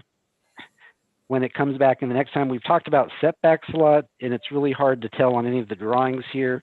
I think I would expect to see at least the drawing. I would like to hope to expect to see that there will be sidewalks on all sides of the project, especially on the back side of Marketplace where there are no sidewalks today. Because if there are going to be housing here, I think the natural expectation is that people are going to walk along Marketplace to get to the Iron Horse Trail, because most likely anybody that lives here that have kids, they're going to walk to the Iron Horse Trail to walk either south to Montevideo School or north to Iron Horse School to get to the bridge. And I would expect there needs to be, sidewalks to get there. So I would hope that there would be enough setback and enough landscape and enough side space to have sidewalks there on the back side of Marketplace. I assume it's the back side, but the west side of the project area. As it relates to the traffic study, thank you, Chair Wallace, for requesting another study session. Traffic studies, typically we see a traffic study that can be many, many hundreds of pages long that show up on a Thursday night or a Friday for the first review on a Tuesday. Given the complexity of this, I would hope that we could see either a preliminary traffic study with more than just 72 hours where the shot clock starts, so that we can really dive into it, because we've come to learn traffic studies is one of the more complicated and more controversial things that come for us. A number of the comments came up around parking between this project and the shopping center. So Commissioner Marks alluded to a more broader visual diagram of the overall project area. I would like to see a little bigger analysis of parts that are not part of this project as it relates to the shopping center. Do they anticipate shared parking with the retail part of the shopping center that's not of the project, or circulation parking, shared parking with the retail that's going to remain? I heard a little bit about greenhouse gas and carbon footprint. I know there are standards for EV charging as it relates to the city. I'd like to see what in the next version of the project, how this project is going to be greenhouse neutral with EV charging, and how it's going to be positioned for what the state's going to expect for all of our housing projects in the next 25 years or so. So it would be a leader in greenhouse neutral and carbon neutral. I think that was all of my comments for tonight. Thank you, Chair Wallace. Thank you, Commissioner Alpert. Commissioner Frank. Thank you. I don't have much to add. First of all, I want to thank the great public outreach we've had on this concept review. I can count on one hand, maybe less than a few fingers, how many times we've had this many people show up on an issue. I appreciate the feedback. I appreciate the applicant's thought on everything and the willingness to listen. Having said that, I want to reiterate something that Commissioner Marks said at the very outset, which is that, as much as we might like Nob Hill, we don't really control Nob Hill's future in that development. That's a private deal between a landowner, landlord, and a tenant, and we can't really control that. Mm-hmm. So the question is really, is this an appropriate use of this parcel of property? It has been identified as a housing opportunity in our plan. However, that doesn't mean everything goes. And in this case, as it's already been said, the mass and the scale of this is way out of whack with the local area. And I respectfully request the applicant to go back and retool this to deal with that. Just as everybody else has said, I won't beat that one with a dead horse. The new concept that I hadn't thought about before tonight, that I heard both from my fellow commissioners, also from the public, is the concept of first floor retail. I know that is a cool concept. I also know that we've had enough discussion about how retail is changing, and that maybe, we have to be careful about having first floor retail that's perpetually vacant. Can be more of a problem than we would expect. So those are all big picture items that I invite the applicant to look at in retooling this if it does come back. Other than that, I'm not going to add anything else to what everybody else has said about my earlier comments were. Thank you. Thank you, Commissioner Frank. First of all, I want to reiterate to the applicant my suggestion that another study session prior to filing a formal application would be warranted. You've got a lot of feedback tonight. Obviously, the size of the building is an issue. I do want to suggest to you that the areas in the San Ramon Village specific plan for design standards and guidelines that Commissioner Marks pointed to, sections 4.4 and 4.5 of that plan, is something that I would suggest you at least look at because the commission spent a lot of time coming up with those guidelines and standards for multifamily housing in San Ramon. And I think that the work product that was developed is excellent quality and would bear some review by you in terms of meeting some of the objections that you heard tonight from the public as well as the commission, not only on the size, but also the massing of the building. So I would suggest that you consider that and come back with another study session before your feet get stuck in concrete on your plan. I agree with my other commissioners on a number of the points they raised, so I'm not going to repeat them. I do want to focus a little bit more on one of the issues that Commissioner Marks and Commissioner Frank raised, and that is the issue of what is a mixed-use development. Our general plan glossary defines a mixed use as properties on which various uses such as office, commercial, institutional, and residential are combined in a single building or on a single site in an integrated development project with significant functional interrelationships and coherent physical design. The term development is also defined in the glossary as the, quote, physical extension and or construction of urban land uses, close quote. In my view, at this point, I have real questions whether the project as currently projected really meets our definition of mixed use. I mean, the traditional view of mixed use tended to be, as some of the commissioners have pointed out, first floor retail or commercial, over which they have residential. When we did the general plan redo a number of years ago, we provided some additional flexibility by allowing horizontal mixed use, which is you don't have to have the mixed uses in the same building, but they have to be on the same part of the same project and development. And my problem with the design that you put in front of us is that the only development as defined by our general plan is the apartment building itself. I don't look at keeping an existing commercial building and incorporating it in the land base as a development that qualifies as mixed use.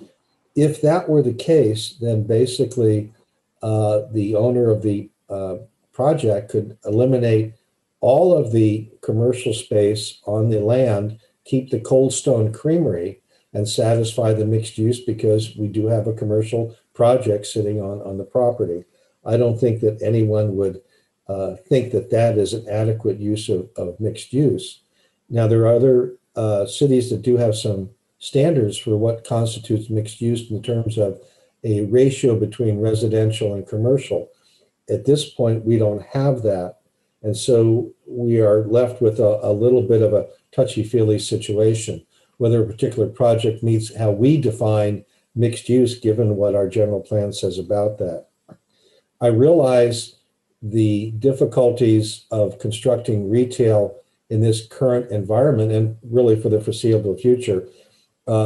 You are not the only person who has mentioned to us the difficulties in doing so. Virtually every project that we've had has had that problem. The San Ramon Apartments on San Ramon Valley Boulevard, we worked for months trying to get retail in that space and try and squeeze it in there. We eventually did. So I understand that it's a real issue. And that's why I point out that mixed use isn't just retail and residential. It can be commercial. In other areas, we have sort of bit the bullet and used live workspace as a surrogate for mixed use, specifically up in the Ryan townhouses next to Home Depot. So we've done it in other places.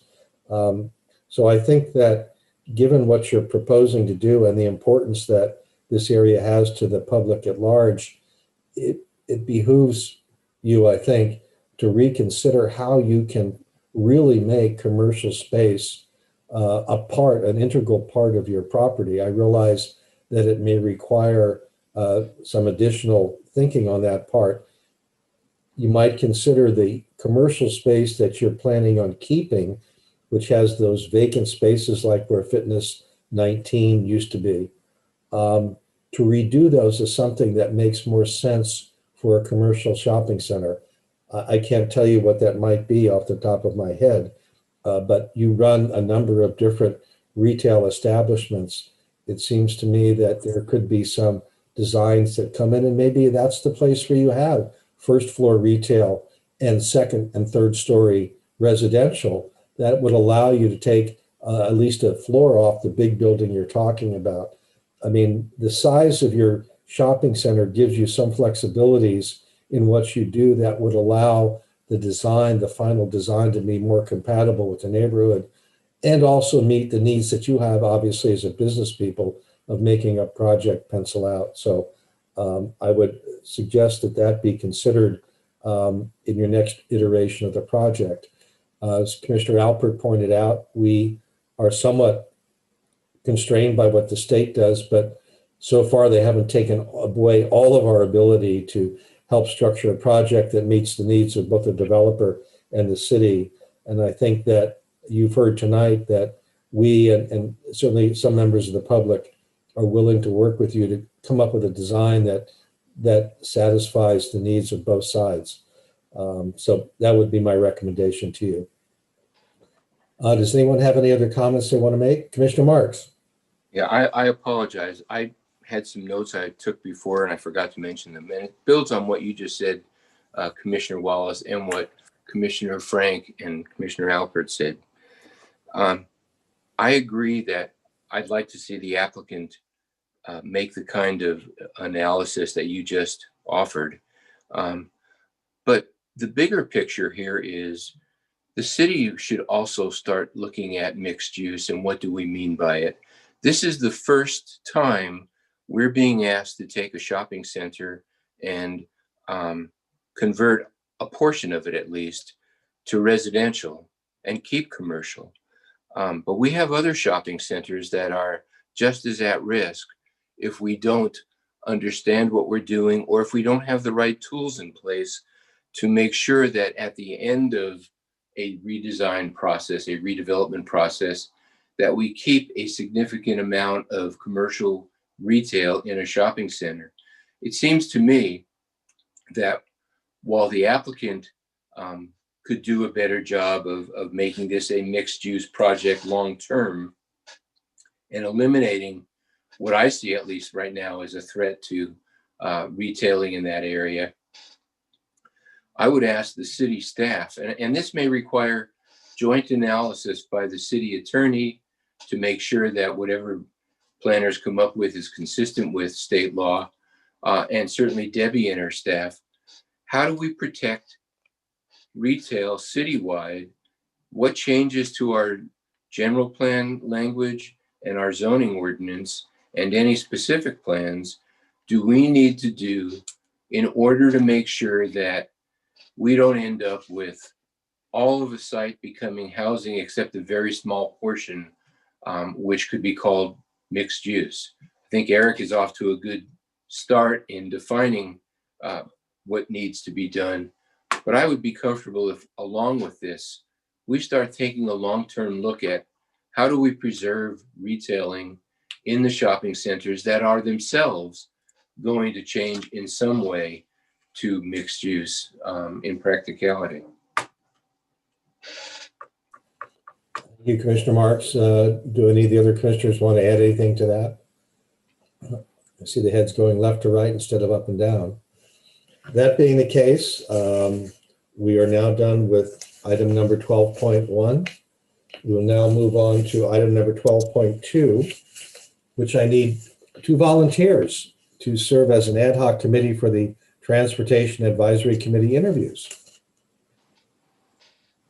And I know you all like to, I already have a volunteer, Commissioner Alpert. Good for you. I need another one. I see the Commissioner Marks shaking left and right. The last time I volunteered, the Army put me on KP for 2 weeks. I'm not doing it. So Chair Wallace, I serve on the committee. Would that preclude me being part of the selection? Let me think about this for a second. Would selecting a person who knows about the Transportation Advisory Committee be a disqualification? No, Okay, it doesn't. fine. Okay. All right, we have our 2 volunteers. I work well with Commissioner Alpert. I think we did it last time. Yeah, I think You were your resident interviewer. Yeah, I thought so too. All right, before we move on, I think it's time for Mr. Barr to give us a preview of coming attractions. Sure. So actually, January 19th has opened up. We currently have nothing scheduled for this meeting. We'll see if something comes up in the near term, next few days. Other than that, we're moving on to February 2nd. We have a public art proposal for the Rome project that's going to come through, as well as an informational presentation by CCTA on VMT standards and how they'll be applied locally. And so those are the 2 near-term items. I had a question. Public art for the Rome project? The Rome project being what? I'm sorry, San Ramon Apartments. Yeah. Okay, so I'm a little bit nonplussed by that. So where are we in terms of that? It seems a little bit odd to be talking about art before they build anything. Or even they're required by their conditions of approval to submit for public art prior to the issuance of a building permit. There's also additional requirements for affordable housing agreements, as well as master sign programs that were all put in as part of that. So they are basically clearing out their obligations in advance of them pulling permits. Now, we don't have a timeline for when they are going to pull permits, but that's something that they're working on. The state has extended the timelines for the entitlements because of COVID-19.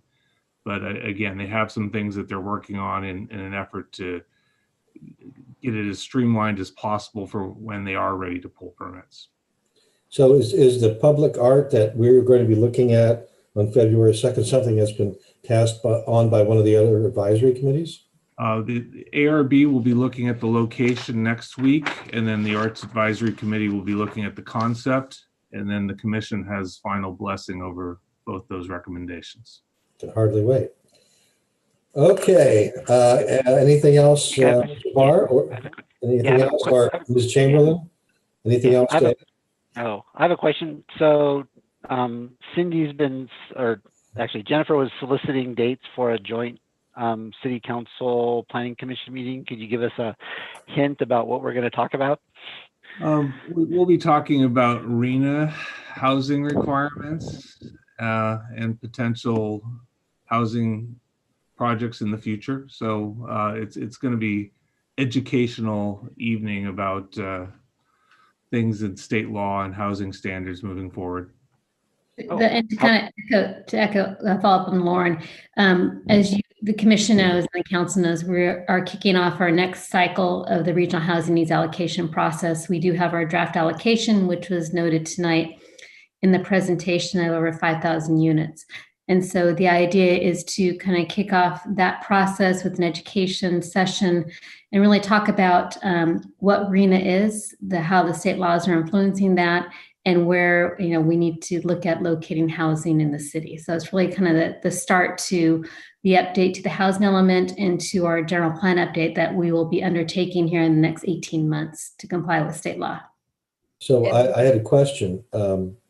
In our housing element, we have a inventory of housing opportunity sites. I know that one of the commissioners did a wonderful spreadsheet to sort of update it from the existing general plan.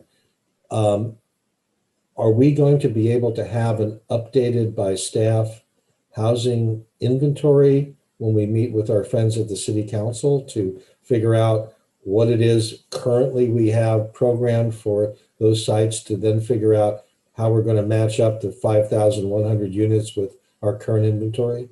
No, we will not. This basically is just an overview of what the process will be, and we will be working. That's a significant part of this update and will take us over a year to be looking at our current sites, our projected new RENA allocation, and what those sites can accommodate. So that is the work we will be doing over the next year, but the workshop is purely to introduce what we will be doing and how the state laws are influencing this next RENA update. Okay. All right. Sounds good. I forgot to ask, does anyone have any liaison reports?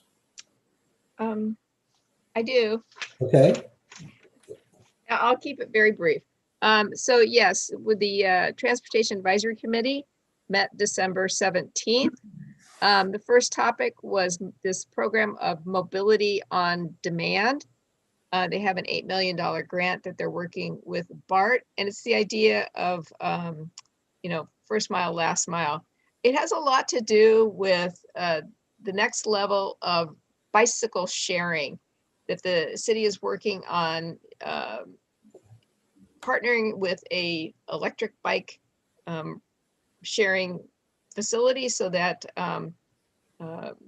people who use BART, for example, can get from the last stop on the BART to their actual door.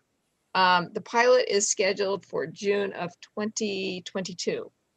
And so they're kind of excited about it. They like Bishop Ranch has a bike share program that has been very successful, and they're hoping to expand that. The Bicycle Network Improvement Enhancement Project was just talked about. Basically, over in the Korea Preserve area, they're adding some bike improvements there. Devona Drive radar placement. Turns out they don't really need it because they're not really speeding the way they think it is. And they're working on residential calming. They didn't have the radar truck was not being sent out. I do know that in January, mid-January, the Trevia neighborhood will get their parking permits. They got that, as far as I know, that's a go. So I'll be interested in hearing how that works out for those homeowners.